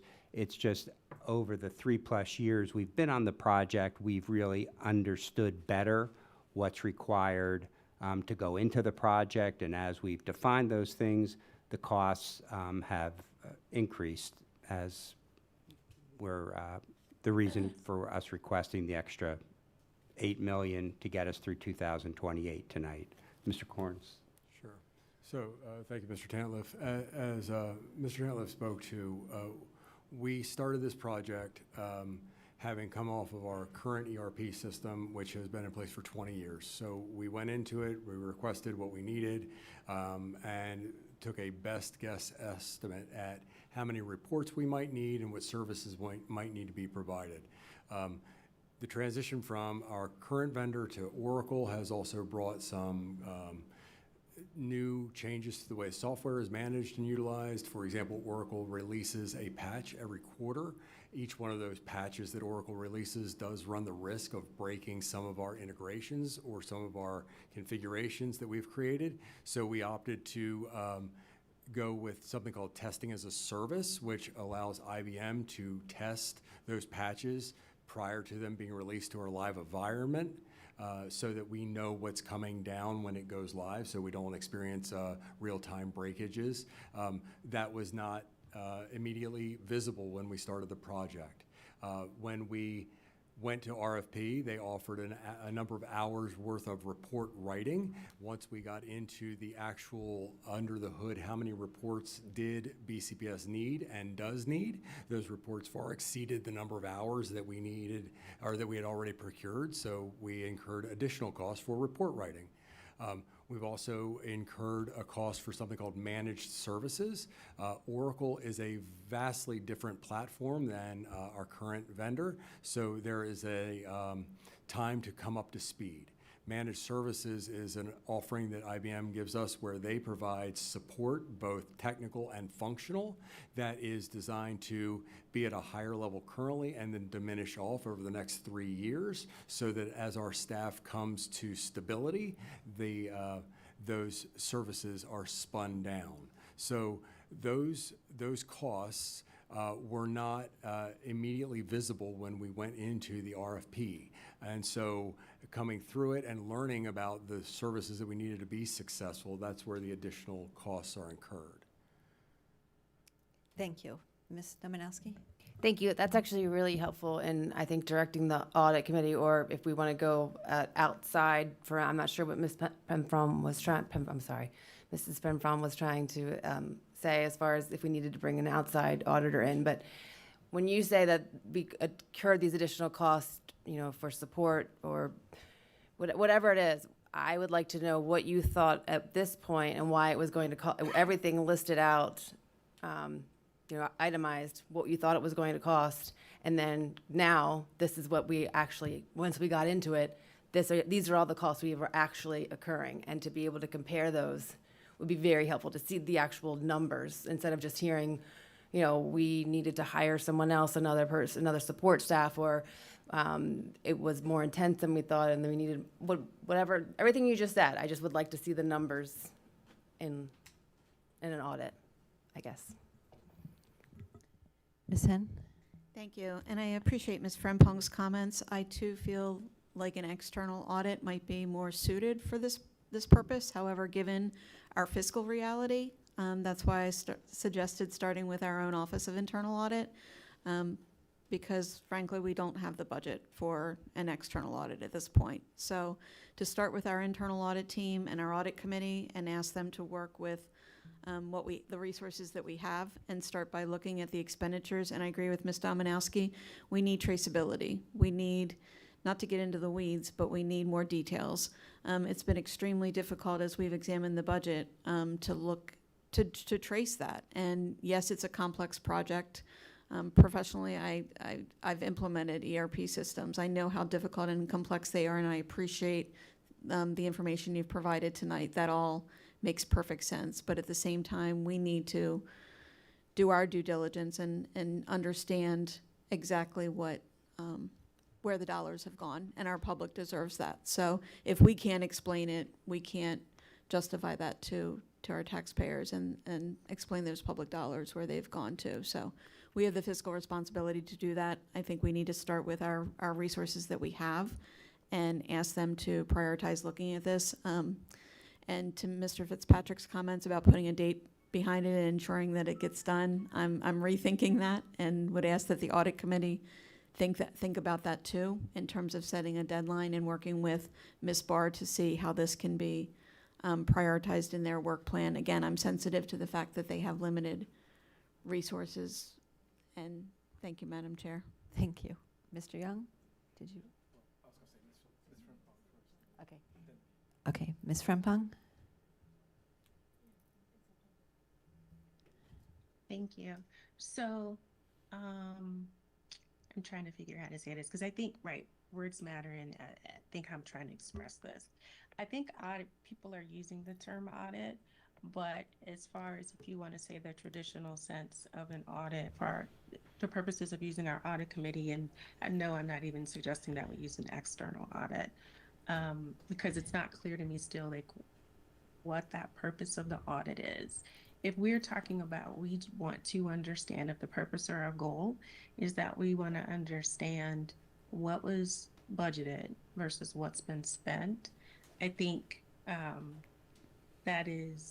I think that's the goal. And I guess I'm just saying I don't see that the audit is necessarily the way to do that versus just starting actually just very straightforward. And I think we got some of that last month at the June 9th meeting. And that's what I was asking about, like, show me where, because it sounds like we're just keep overspending. So show me where the budget is as far as how much have we budgeted, how much have we actually overspent, and then how much have we asked for additionally. And to me, that's kind of the three things that we're looking for so that we can have a better understanding of how much money we've spent on this project. So when we talk about audit, I guess that's why I'm not fully understanding, because it's the purpose of the audit just to say we have the differential, but we already know we have the differential.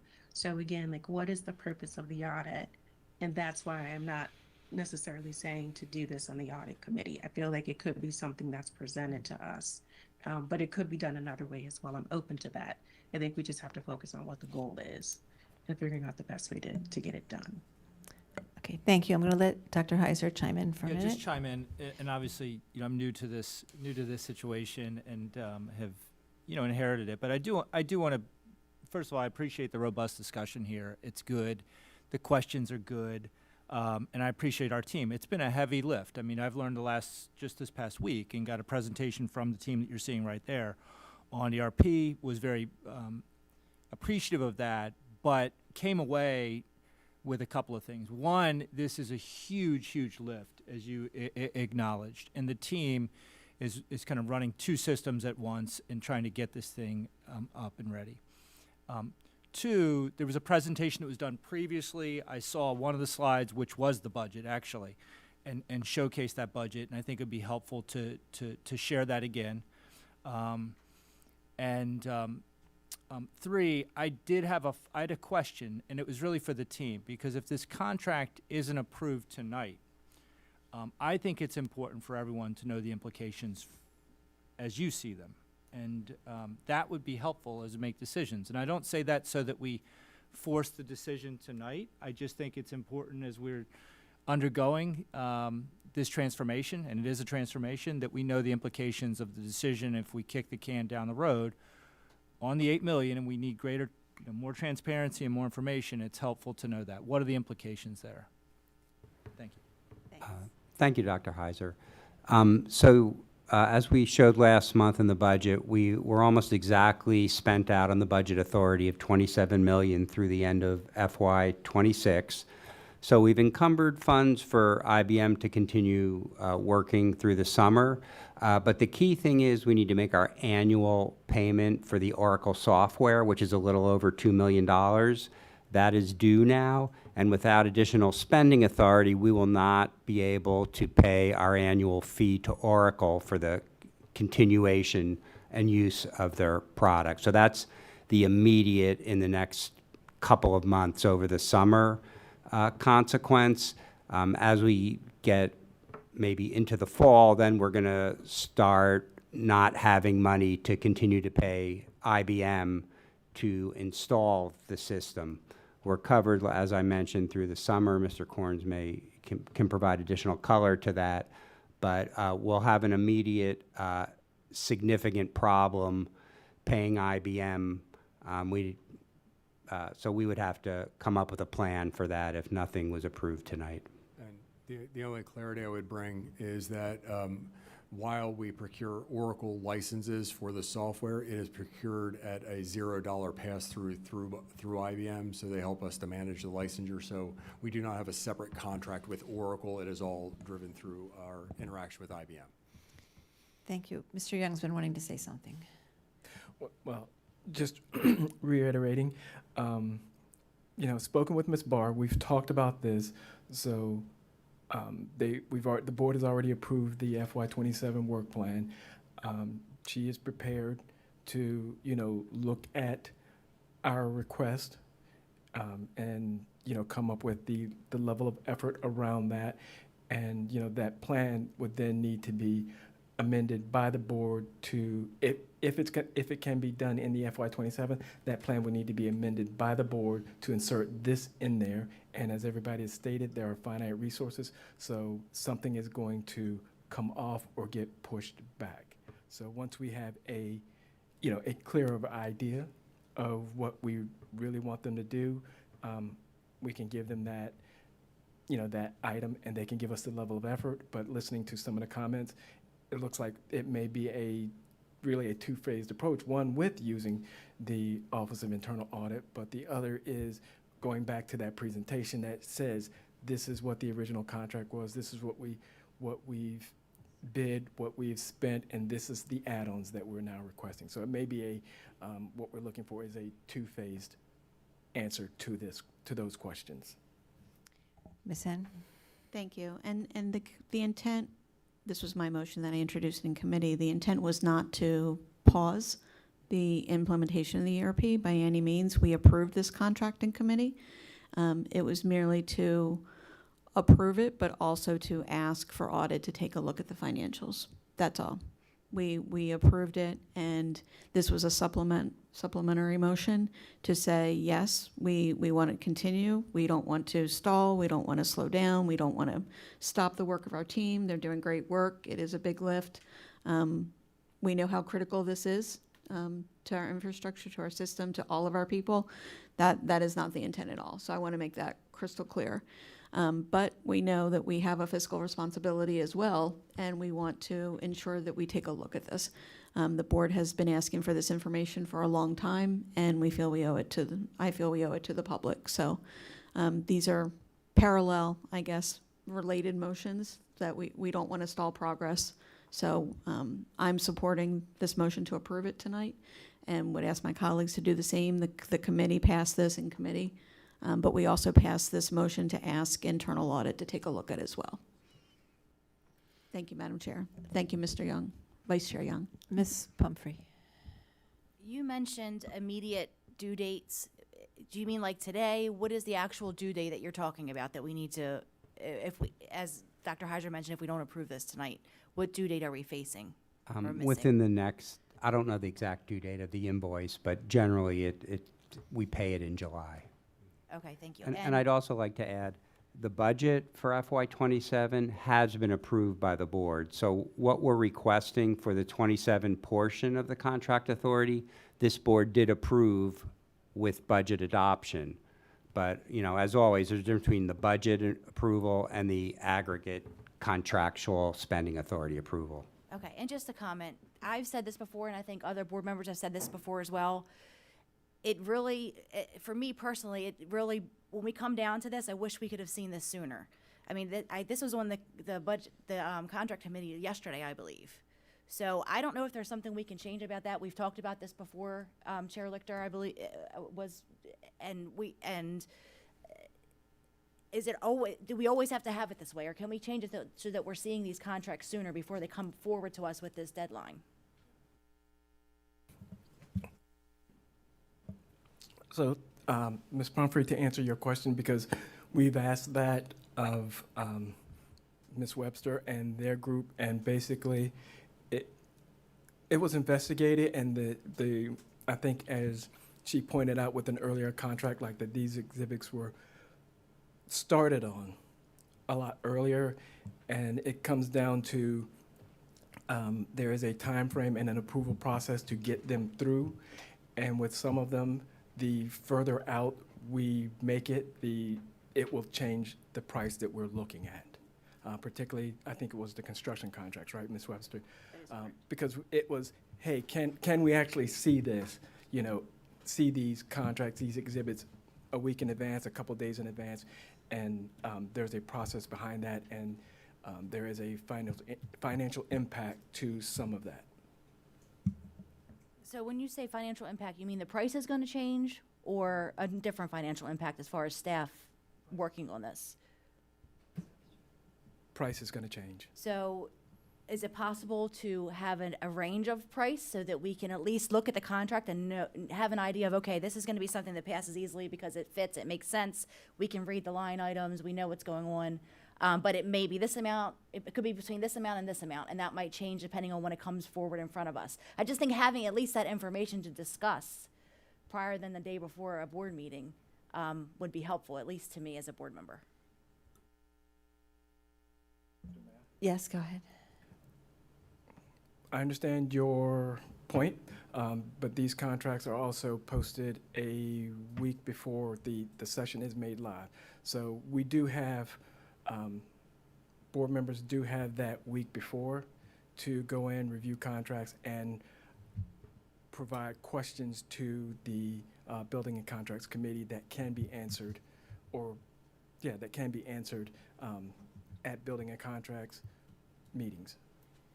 Just clarification, Ms. Pumphrey, are you asking that we consider moving buildings and contracts from not the day before board meetings? Is that what the ask is?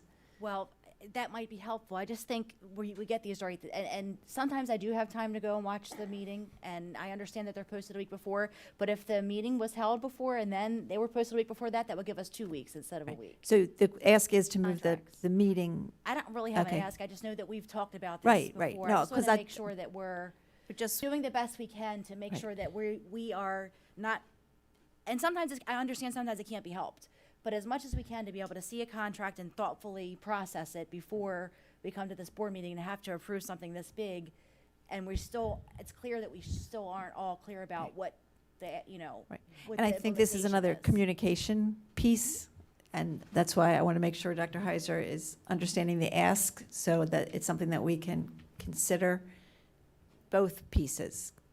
And then, but not if we need to know if we're doing something that's not going to be conducive to the process that you're working on, Ms. Webster. Yes. Ms. Dominowski?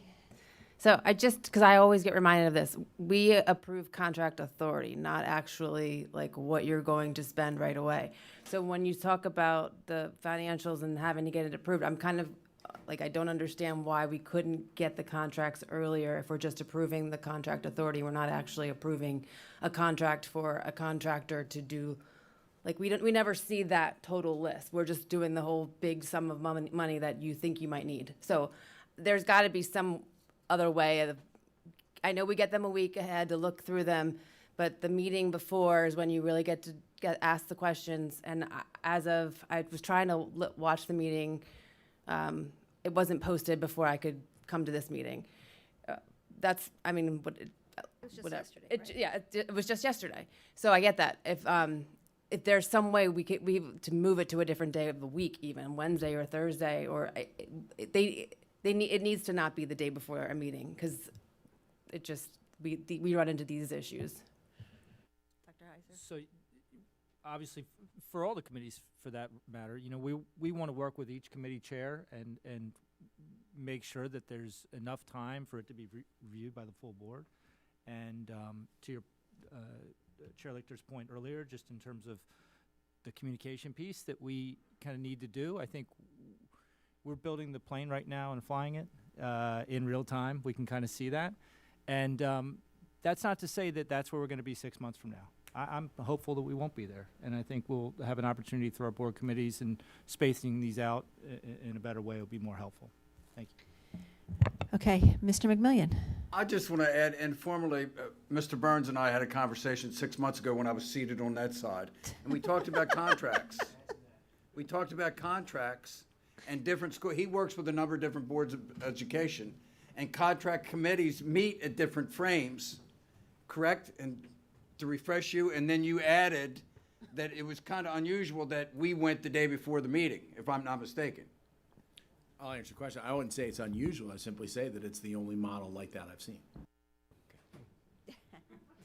Okay, so I know we still have some motion on this floor. The amendment to the motion, right? The motion was to pass contract 6. Then we had an amendment to have audit, to pass it with the stipulation that the audit committee would begin an audit. But then we've had other asks as far as looking at the budget versus expenditures versus asks, which I'm not sure is an audit. That's that other prong. So are you still sticking with your Sure. Would amended you like me to motion? restate my As long as if you're, motion to amend? I am. okay, go ahead then, repeat it. So my motion is to amend the motion on the floor to ask the audit committee to work with the Office of Internal Audit to plan an audit of the past and planned expenditures on the contract. Okay, and was there a second, Ms. Gover? Okay, Ms. Allen. I'll Okay. second that, Ms. Frimpong. Okay, we've got several seconds. Okay, I think we've had a robust discussion, so can we have a roll call vote? Before we do a roll call vote, Yes. Ms. Lichter, am I able to try to amend this amendment? Because I would like to add on that second piece. We talked about it being multi-pronged. So if we have the audit committee, could we also add the piece about them providing a presentation to us, whether it's just the audit committee or audit committee and additional staff, but getting that breakdown of what's spent, what we're over, and what's the additional money. Okay, instead of an extra amendment, do you want to include that in yours, Ms. Hen? Sure. Is that okay, Ms. Frempong, to have one? Ms. Frimpong, you're on the audit committee? Yes. I am. Would you be open to bringing that to the audit committee in your capacity as a committee member rather than making a separate motion, since you have a voice on that committee? Or we I could do, but I'd like to do it combined. If you're okay, I'm fine with you incorporating that, and then I'll take that combined Sure. motion and I'll bring that back to the audit committee. Does that work for you? I'm fine with that. Okay. Okay. So would you read the combined one, or start yours and then we'll add the other prong? Sure, give me one moment and I will try to combine that. Motion by committee to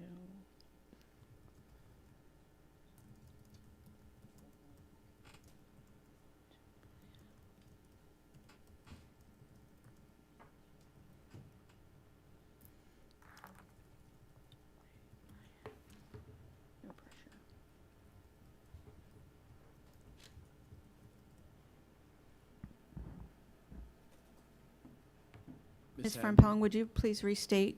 Oh, Mr. Burns? Point of order. Once you clarify where Ms. Frompong was asking, would you consider seeking consent of the board to withdraw your original motion and then make your new amendment motion, including whatever additional material? Because you're starting to add almost non-organic, lack of a better word, additional things on top of a motion that was already to amend a simple motion to approve a contract. Sure. I just think if you're gonna do a single motion, withdraw your earlier and then make a new one. And as long as everybody's okay with that, it's the board's motion to amend, you can do that. Yes, and the new will still be a motion to amend. That's correct. Perfect. So you will please withdraw the, I will withdraw it. okay. Would you please ask Ms. Frimpong to restate? Yes, Ms. Frempong, can you restate what you are asking for? I'd like to see a breakdown of the money that was budgeted for Oracle, this implementation, through the ERP implementation, and then also a breakdown of what has been spent, and then the overages. Overages or asks? The overages are the additional asks, right? So I wanted to get clear on that language. So what's been budgeted, what's been already spent that's over, and then the overages are the additional ask. Okay, Ms. Hens adding that to the end of her request.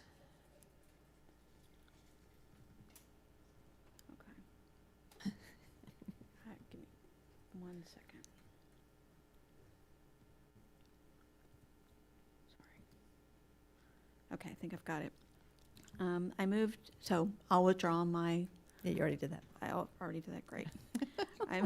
I moved to amend the motion by asking the audit committee to work with the Office of Internal Audit to plan an audit of the planned and future contract expenditures to include a report and breakdown of budgeted versus actual planned and future expenditures. Thank you. Ms. Frempong, are you okay with that wording? What is future expenditures? Is that the overages then that they're asking for the additional information, additional money that they had not asked for? Yes, budgeted versus actual. But it's three things. It's budgets, actuals, and additional asks. Planned and future, or yes. Ms. Lichter, could I make a suggestion? Please. Just to word it more efficiently. You could call it budgeted versus projected expenditures through the end of FY28. That would include everything we spent and everything we're asking for here, which is our projection through the end of FY28. Okay.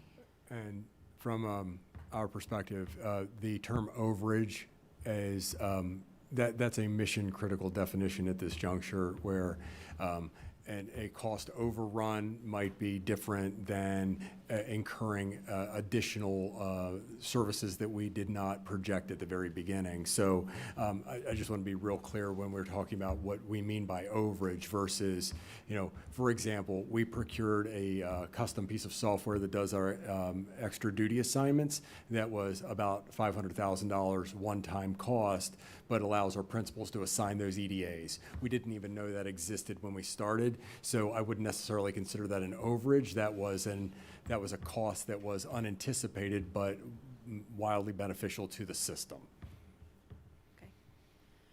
Okay, I want to read it one more time. Sure, and I'm shortening this, but let me know if this is accurate. I move to amend the motion by asking the audit committee to work with the Office of Internal Audit to plan an audit of the budgeted versus projected expenditures through fiscal year 28. Ms. Frempong, are you okay with that? I have a question based on what Mr. Corns just said. Okay. Okay, Mr. Corns. So this $8 million Mm-hmm. that's being asked for right now in the contract, Yes. how is that classified? What is the term? How is it classified? Currently, I would call it spending authority. So right now, as Mr. Tantliff said, we've already encumbered all of the funding to do our implementation. These additional dollars are for the remaining Oracle licensures, as well as the managed services fees and the testing as a service fees. And I believe we included about $1.25 million in contingency. Right? Thank you. Mm-hmm. Okay. So with that money, is that covered under projected? It would be. Okay. Then with what you just said, though, about this $500,000 that was not originally budgeted, would that be covered under, what's the term for that? I think we've spent $27 million to date. We're projecting to spend $35 million through the end of FY 2028. That's all encompassing software licenses, new projects that we deemed critical once we got into it, additional reporting. It's everything that we're projecting, which would cover everything that we're talking about here. Understood, but it didn't answer my question, and so I'm asking because I want to make sure when we get this information, things are not piled together or combined together. And so the $8 million to me is important to be able to see, but then this $500,000 is important to see from the perspective of it wasn't originally budgeted for, and yes, we ended up, and I'm not questioning Mr. Corn's expertise. It sounds like this is something that we needed, but it wasn't budgeted for. So because the money was spent on that item, then we didn't get to spend $500,000 on something else. So is that still considered part of the budget or not?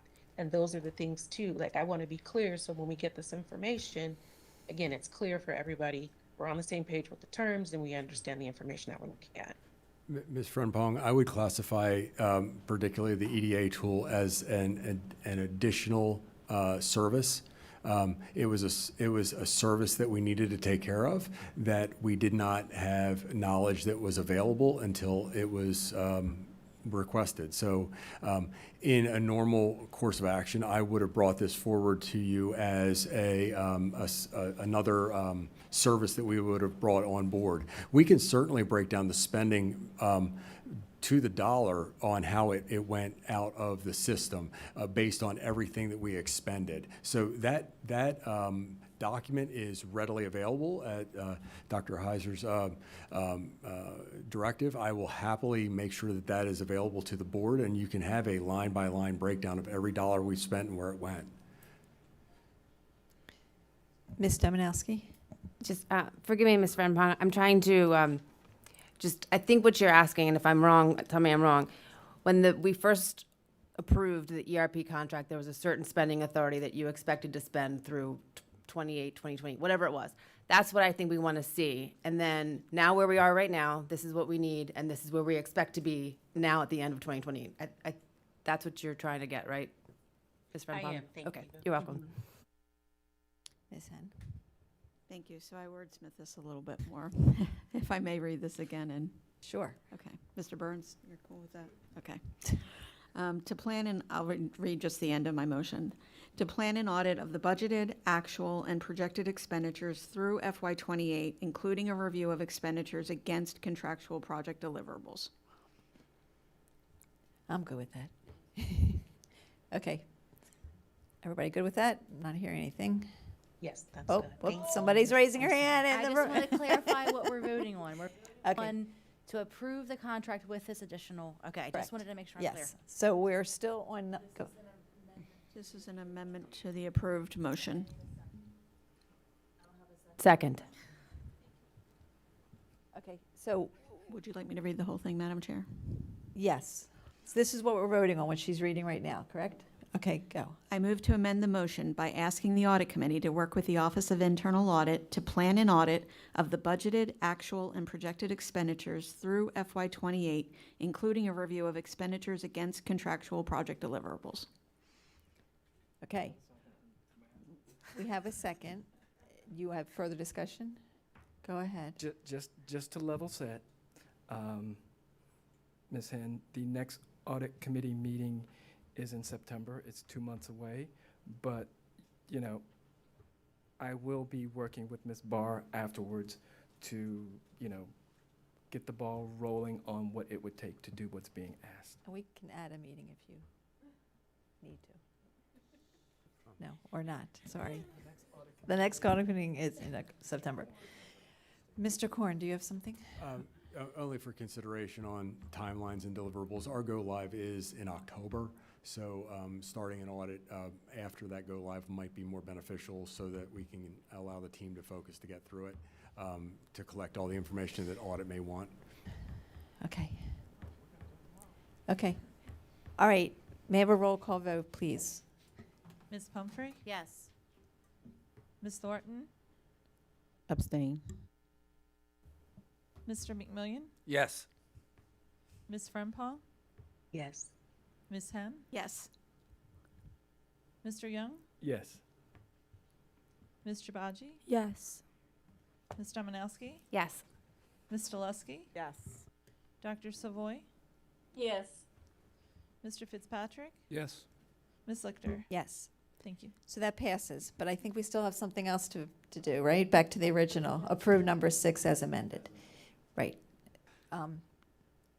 So may I have, do I need to get more motions, or we already had a It's motion? already on the floor. Okay, it's already on the floor. May I have a roll call vote, please? So you're voting on contract 6 as amended.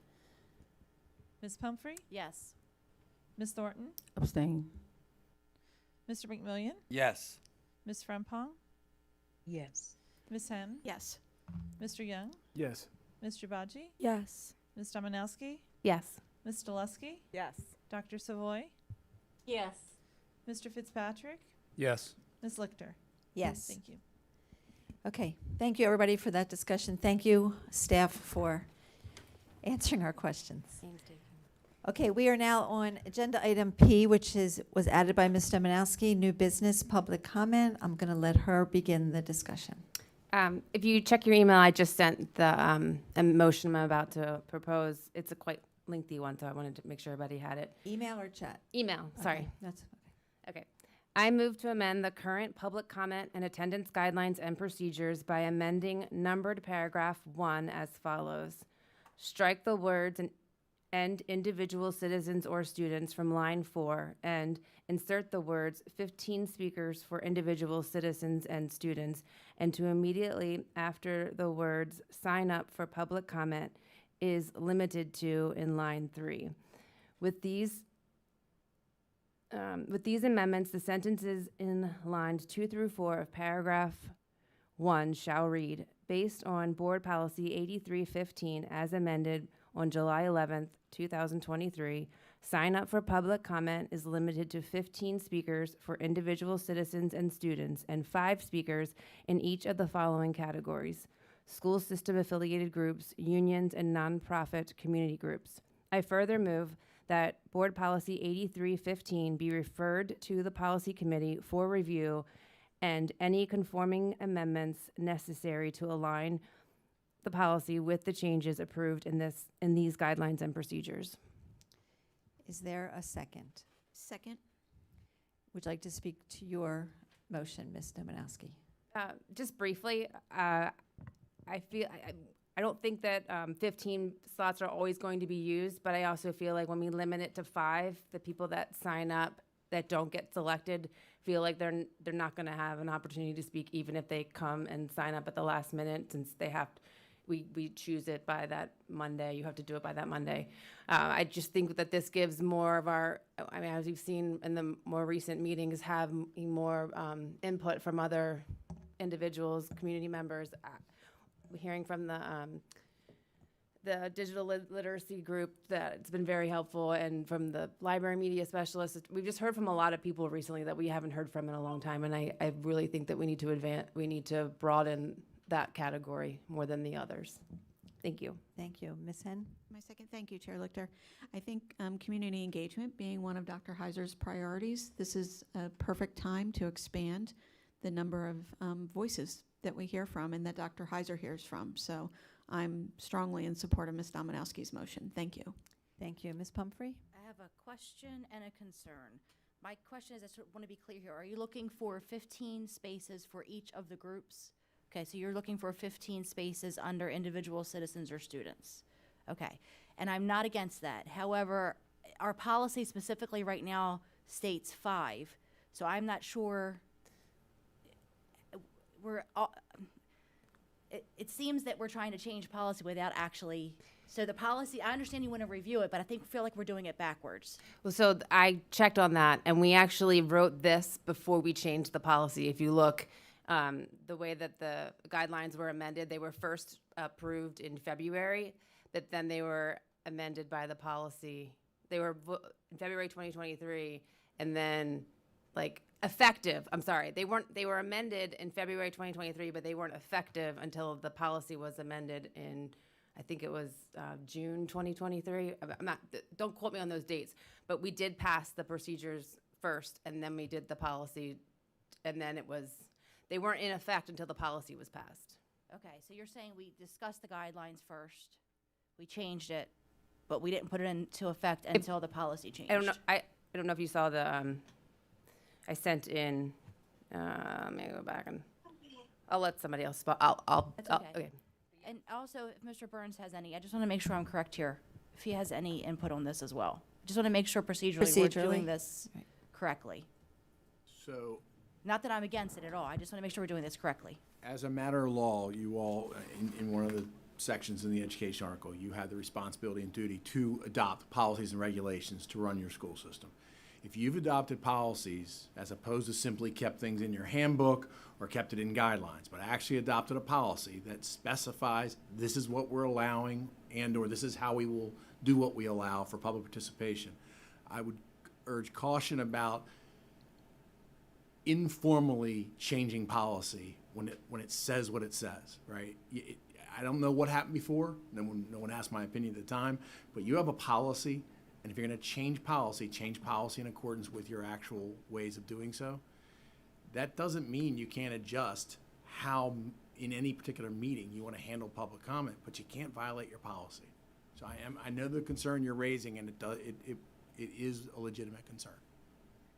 Ms. Pumphrey. And so I remember this discussion, and not that I would like to hear specifically because I feel like we changed some things around, but we didn't really formally change these actual groups and the number of speakers until we changed the policy, if that makes sense. But it's been a while back to remember that exact conversation. But like Mr. Burns said, regardless of if we did it incorrectly the first time, I still feel like we should do it correctly the second time. Okay, thank you. Ms. Thornton? Yes, Dobrikowski, Ms. Dobrikowski, can you please forward that email to my official board email, please? Because I'm not able to participate in the discussion because I do not have the information. Okay, sorry. The only email that came up when I was typing was the other understand. one. But yes, I will. Are you going to do that right now? Thank you. Mr. Manassi, just for clarification, so you're not, the only change you're asking for is 10 additional spaces for the individual citizens, not changing the other categories at all. It's just one, it's really just one ask. Thank you. Mr. Fitzpatrick? Yeah, I'd like to make a motion to postpone this so it can be until such time that the policy committee can review and bring this back to the board on September 14th. Okay. Would be a motion to refer, but that's already in the original motion. So. Second, Pumphrey. I was going to say second, Thornton. Okay. Do you want to speak to your motion, or it's pretty self-explanatory? Yeah, I just think that, I'm new here, but it seems like we have to have policy before we have procedure. So I understand it was done differently in the past, but it seems like it has to go that way. Thank you. Any further discussion on Mr. Fitzpatrick? That's an amended motion, or what? It's just a motion. Motion to postpone. Okay. Ms. Henn. This Yes, is Ms. I have a Rempong. I've comment. got my hand raised. Okay. I have the floor. Okay, 1 second, Ms. Frempong. Thank you. So my comment is on the motion to postpone, and also on Ms. Dominowski's comment about procedure. So during special circumstances and Go ahead, Ms. Henn. During special circumstances, the board has set informal regulations, and I'll point to the global pandemic as an example.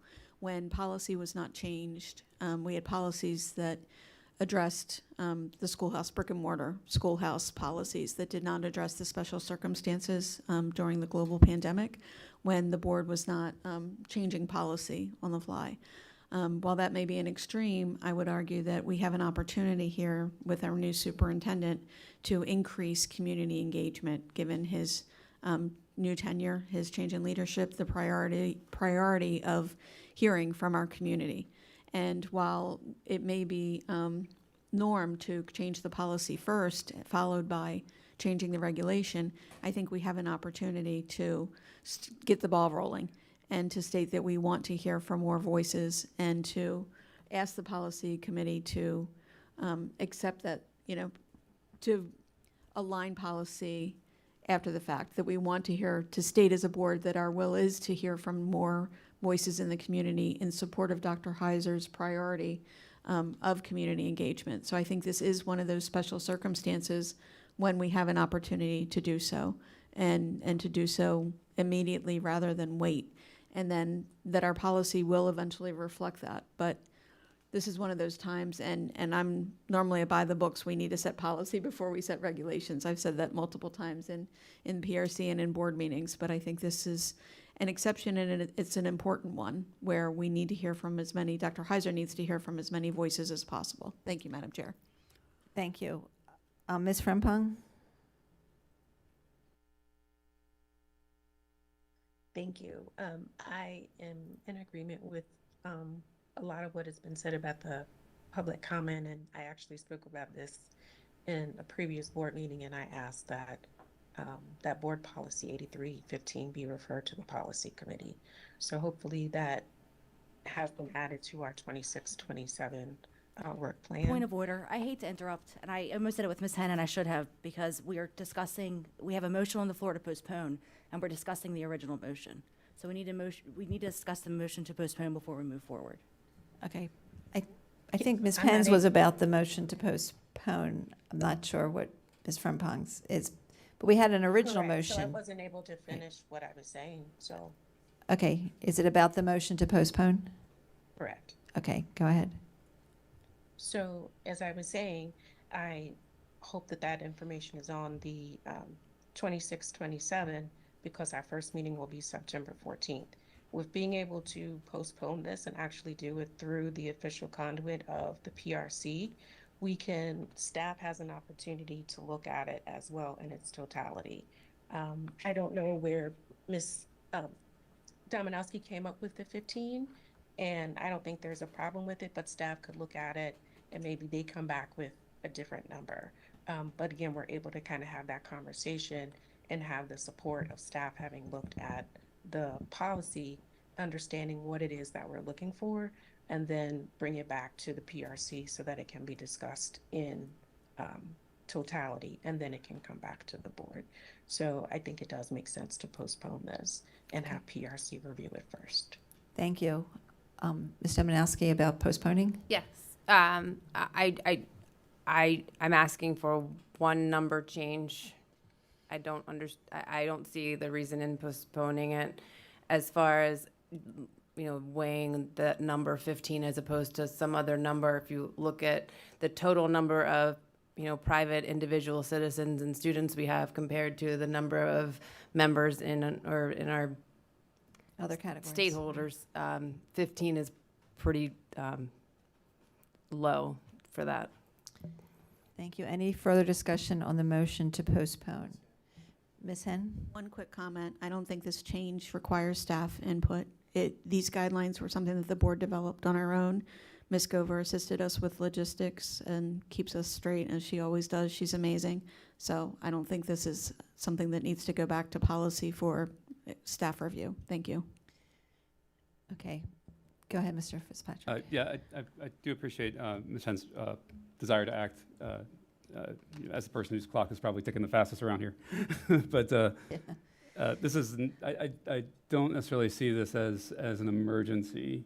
And I definitely agree. There are times when we have to break with procedure and we have to move expeditiously for the good of the system. I don't know that this is rising to that level. Thank you. Okay, may I have a roll call? Go ahead. I want to just reiterate, it's not an emergency situation, but I'm also not drastically changing the policy. Okay, last comment, Ms. Hen. This is really more operational rather than policy. I would be making the same argument if I felt it was policy, that it needs to go through committee. So, thank you. Okay, may I have a roll call vote on the motion to postpone Ms. Dominowski's motion? Ms. Pumphrey? Yes. Ms. Thornton? Yes. Mr. McMillian? No. Ms. Frempong? Yes. Ms. Hen? No. Mr. Young? Yes. Ms. Jabaji? No. Ms. Dominowski? No. Ms. Dulesky? No. Dr. Savoy? Yes. Mr. Fitzpatrick? Yes. Ms. Lichter? Yes. Favor is 7. Okay, so the motion to postpone passes. Yes, Ms. Zaleski? I know that the goal is really just to increase engagement and hear from community members. So in the meantime, maybe we can clearly communicate that for anybody that does not get to speak at a board meeting, they're able to email and or call the board, and we'll get a response from appropriate staff. Thank you. Okay, so, what? Right, but Mr. Burns, did you have something you wanted to say about this? Okay. So I think it was just said as an offer of information. Okay, that was just informational, Ms. Dulesky. Okay, Just a way to right. increase engagement while we're awaiting the Right, results. I think the script does talk about mailing the board if you're not selected, but we can look at changing making the language stronger. Thank you. Okay. The next Right. The next item on the agenda is new business, naming or renaming an area. And for that, I call on Mr. Mustafer on behalf of Dr. Jones.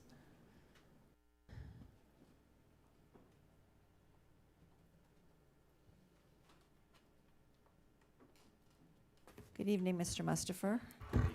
And since these are both for Towson High School, if you want to present them both at the same time, feel free. Yes, ma'am. Good evening, Board Chair Lichter, Vice Chair Young, members of the board, Superintendent Heiser. I appear before you this evening to present two proposals in accordance with Rule 7530, Section A, to name the new concession stand at Towson High School in honor of Dr. Jim Frigida. Dr. Frigida was a longstanding and deeply respected volunteer within the Towson community, generously giving his time through Towson Sports Booster and the Towson Recreation Council. Dr. Frigida's connection to Towson High School was personal, enduring, and rooted in love for the Towson community. No matter the sport, season, or weather, Dr. Frigida could be found at Towson High School Stadium, stepping in whenever help was needed, especially in the concession stand. Dr. Frigida's constantly talked about a day when Towson High School could offer a permanent, welcoming facility that would serve students, staff, parents, and visiting communities. If approved, the new concession stand would be named Jim's Snack Shack. The second proposal, again, in accordance with 7530 Section A, is to name the new Towson High School stadium field in honor of Mr. Randy Days. Mr. Days' remarkable legacy as a distinguished athlete, dedicated teacher, and championship coach embodies the spirit and tradition and excellence of Towson High School. Mr. Days graduated from Towson High School in 1972. He excelled in multiple sports as an athlete, earning varsity letters every season in soccer, lacrosse, and basketball. After graduating from Johns Hopkins University, he returned to his alma mater, where he taught history, economics, government, and constitutional law for 43 years, which is the longest teaching tenure of an alumni in the school's history. In addition, Mr. Days had the longest coaching tenure in Towson High School history, winning 10 championships, which is a testament to his leadership and passion for student success. If these proposals are approved, the new scoreboard as well as the new snack shack will be funded by the Towson High School Sports Boosters. Thank you, Mr. Mustafer. May I have a motion to accept the dedication of the new Towson High School Stadium concession stand as Jim's Snack Shack in recognition of Dr. Jim Frigida, how do you pronounce that? Yep, that's Frigida, you said it as correctly. presented in new exhibit Q1. So moved, Jabaji. Thank you. May I have a second? Second, Stoleski. Thank you. Any discussion? May I have a roll call vote, please? Ms. Pumphrey? Yes. Ms. Thornton? Yes. Mr. McMillian? Yes. Ms. Frempong? Yes. Ms. Hen? Yes. Mr. Young? Yes. Ms. Jabaji? Yes. Ms. Domanowski? Yes. Ms. Stoleski? Yes. Dr. Savoy? Yes. Mr. Fitzpatrick? Yes. Ms. Lichter? Yes. Thank you. Okay. Next, may I have a motion to accept the dedication of the scoreboard at Towson High School Stadium as the Randy Days scoreboard as presented in new exhibit Q2. Sorry, Q2. So moved, Stoleski. May I have a second? Second, Jabaji. Second. Any discussion? May I have a roll call vote, please? Ms. Pumphrey? Yes. Ms. Thornton? Yes. Mr. McMillian? Yes. Ms. Frempong? Yes. Ms. Hen? Yes. Mr. Young? Yes.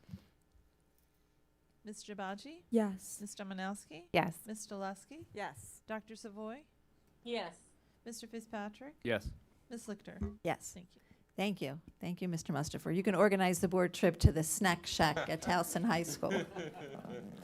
The next item on the agenda is information, which includes the May 2026 financial report, the FY 2025 single audit report presented at the June 16th audit committee meeting, the meeting minutes of the Southeast Area Education Advisory Council for April and May, the policy editing conventions for 2026 to 2027 presented at the June 15th PRC meeting, and revised superintendent's rules 3210, 3530, 3610, 3710, and 6303. Okay, the next agenda item is board member comments, committee updates, and consideration of agenda items for future discussion.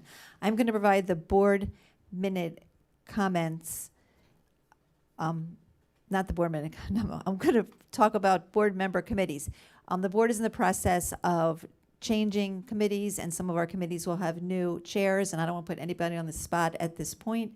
Our new updated board committee schedule will be posted sometime next week for the public to see. So unless anybody needs to say something specific at this time, we'll just kind of put that on hold to get this transition done and report out next time. Okay. Are there any board member comments or agenda items that you would like to bring forward at this time? Ms. Domanowski. Yes, I just sent an email and I did the correct address this time, but I did, there's one typo in it, so you'll hear it when I read it.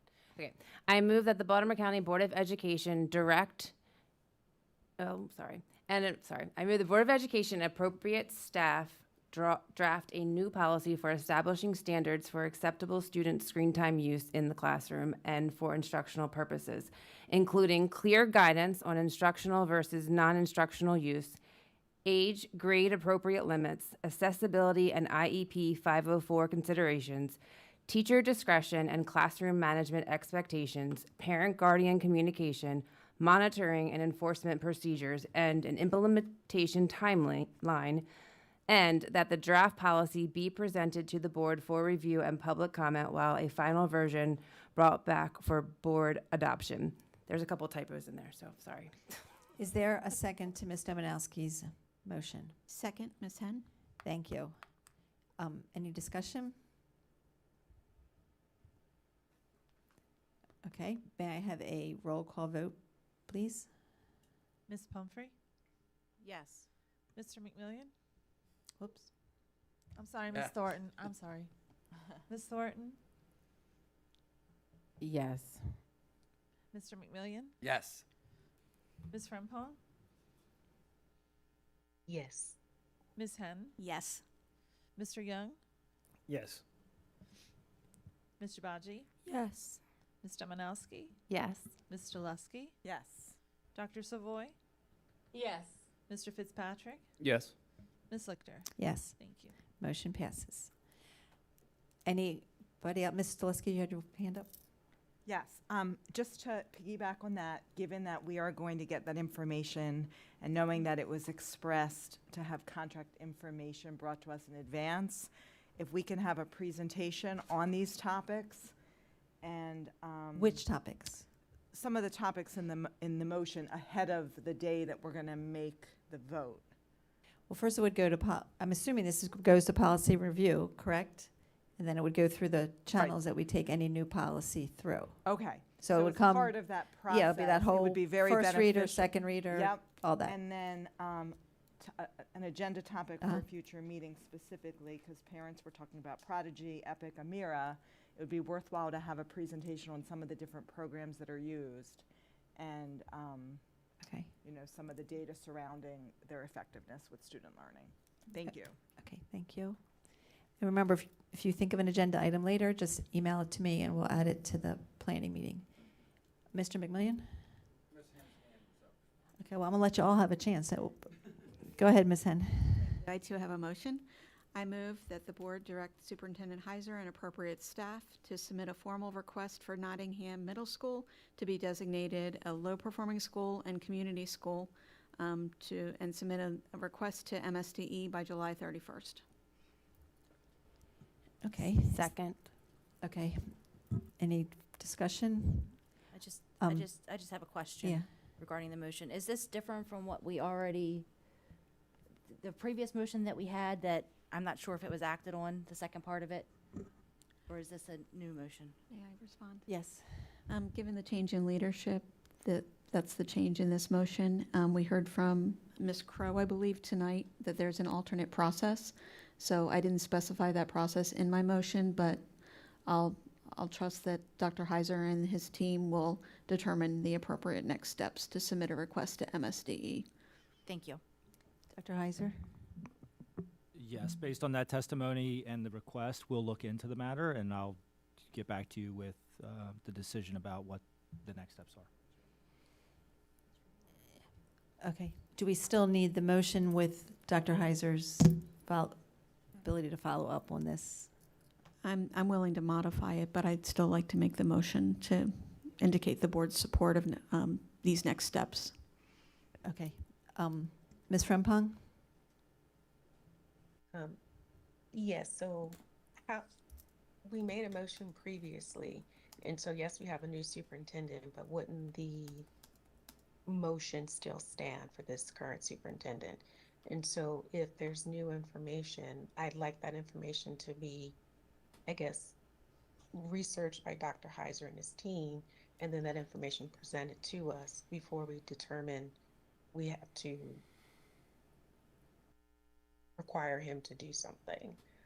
So I'd just like to hear from Dr. Heiser and the BCPS first before we require a motion to actually do something, because the current motion that we have in place should still be standing to govern him doing everything he can to make sure that this school is titled appropriately and can get the resources it needs. Chair, may I respond? And then, Yes, go ahead. thank you. I wouldn't expect the board to hold Dr. Heiser accountable to commitments for his predecessor. So I'd like to move forward with this motion, and am happy to assist him with bringing him up to speed, as his staff will, no doubt, with the history of this request. But I'd like to, he's starting from scratch, from a clean slate, and would like to make this motion from a clean slate and revisit it. And given its time-sensitive nature, I feel like this warrants action separate from the motion that was made previously. Ms. Thornton? I know that we don't want to hold Dr. Hessler accountable for the predecessor, but I guess for me, I'm trying to understand the urgency for the motion, and if there's any data to present to support the motion that you've put on the floor. May I respond, Madam Chair? Lecter. Yes, she can respond to it. Okay, thank you. The urgency is Nottingham Middle needs resources for the next school year, and July 31st is the deadline that the state has set for them to obtain those resources.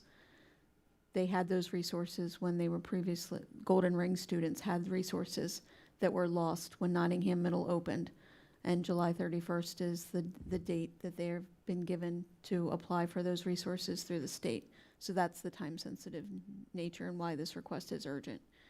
Can I do a follow-up if you don't mind? Yes, go. Okay. Do you have any data to support? The data was the testimony we heard tonight from the community that's been working on this request for 2 years, since Okay. Nottingham Middle opened. So I guess I would agree with Ms. Fromprey to see if Dr. Hessler, we allow him an opportunity to do the research that he needs before we bring a motion before the floor. Ms. Dominowski? I was only going to say the data that, there's data that is on MSDE for last year's totals, as far as we have that, and that shows that we are a low-performing school. And but the data that was used to deny it was like an internal data that we were told what it was, but we didn't actually get to see it. So I think that, and I'm not saying it was false, I'm just saying we never saw it, and I think that's what the community wanted to see. So you're right, like there is some data that we would like to show, to back it up, or if there's another avenue that can be researched, because Nottingham is coming back and back again, and they need the resources, and they're losing their teachers. That it's a concern that's not going away, and I think that we should address it. There's been some discrepancies about the process. So some are saying that the process was used and we got to know. Others are saying there's another process. So there's a lot that needs to be untangled about this, because we did get information that said MSDE said there is no appeal process. The alternative method that they talked about tonight I'm not sure what it is. So no matter what, it needs to be looked at and untangled and to find out yes or no. But I don't know if a motion is needed or if that was something that was going to happen anyway. Madam Chair, I'll withdraw my motion. I trust Dr. Heiser to follow up with his team. Okay.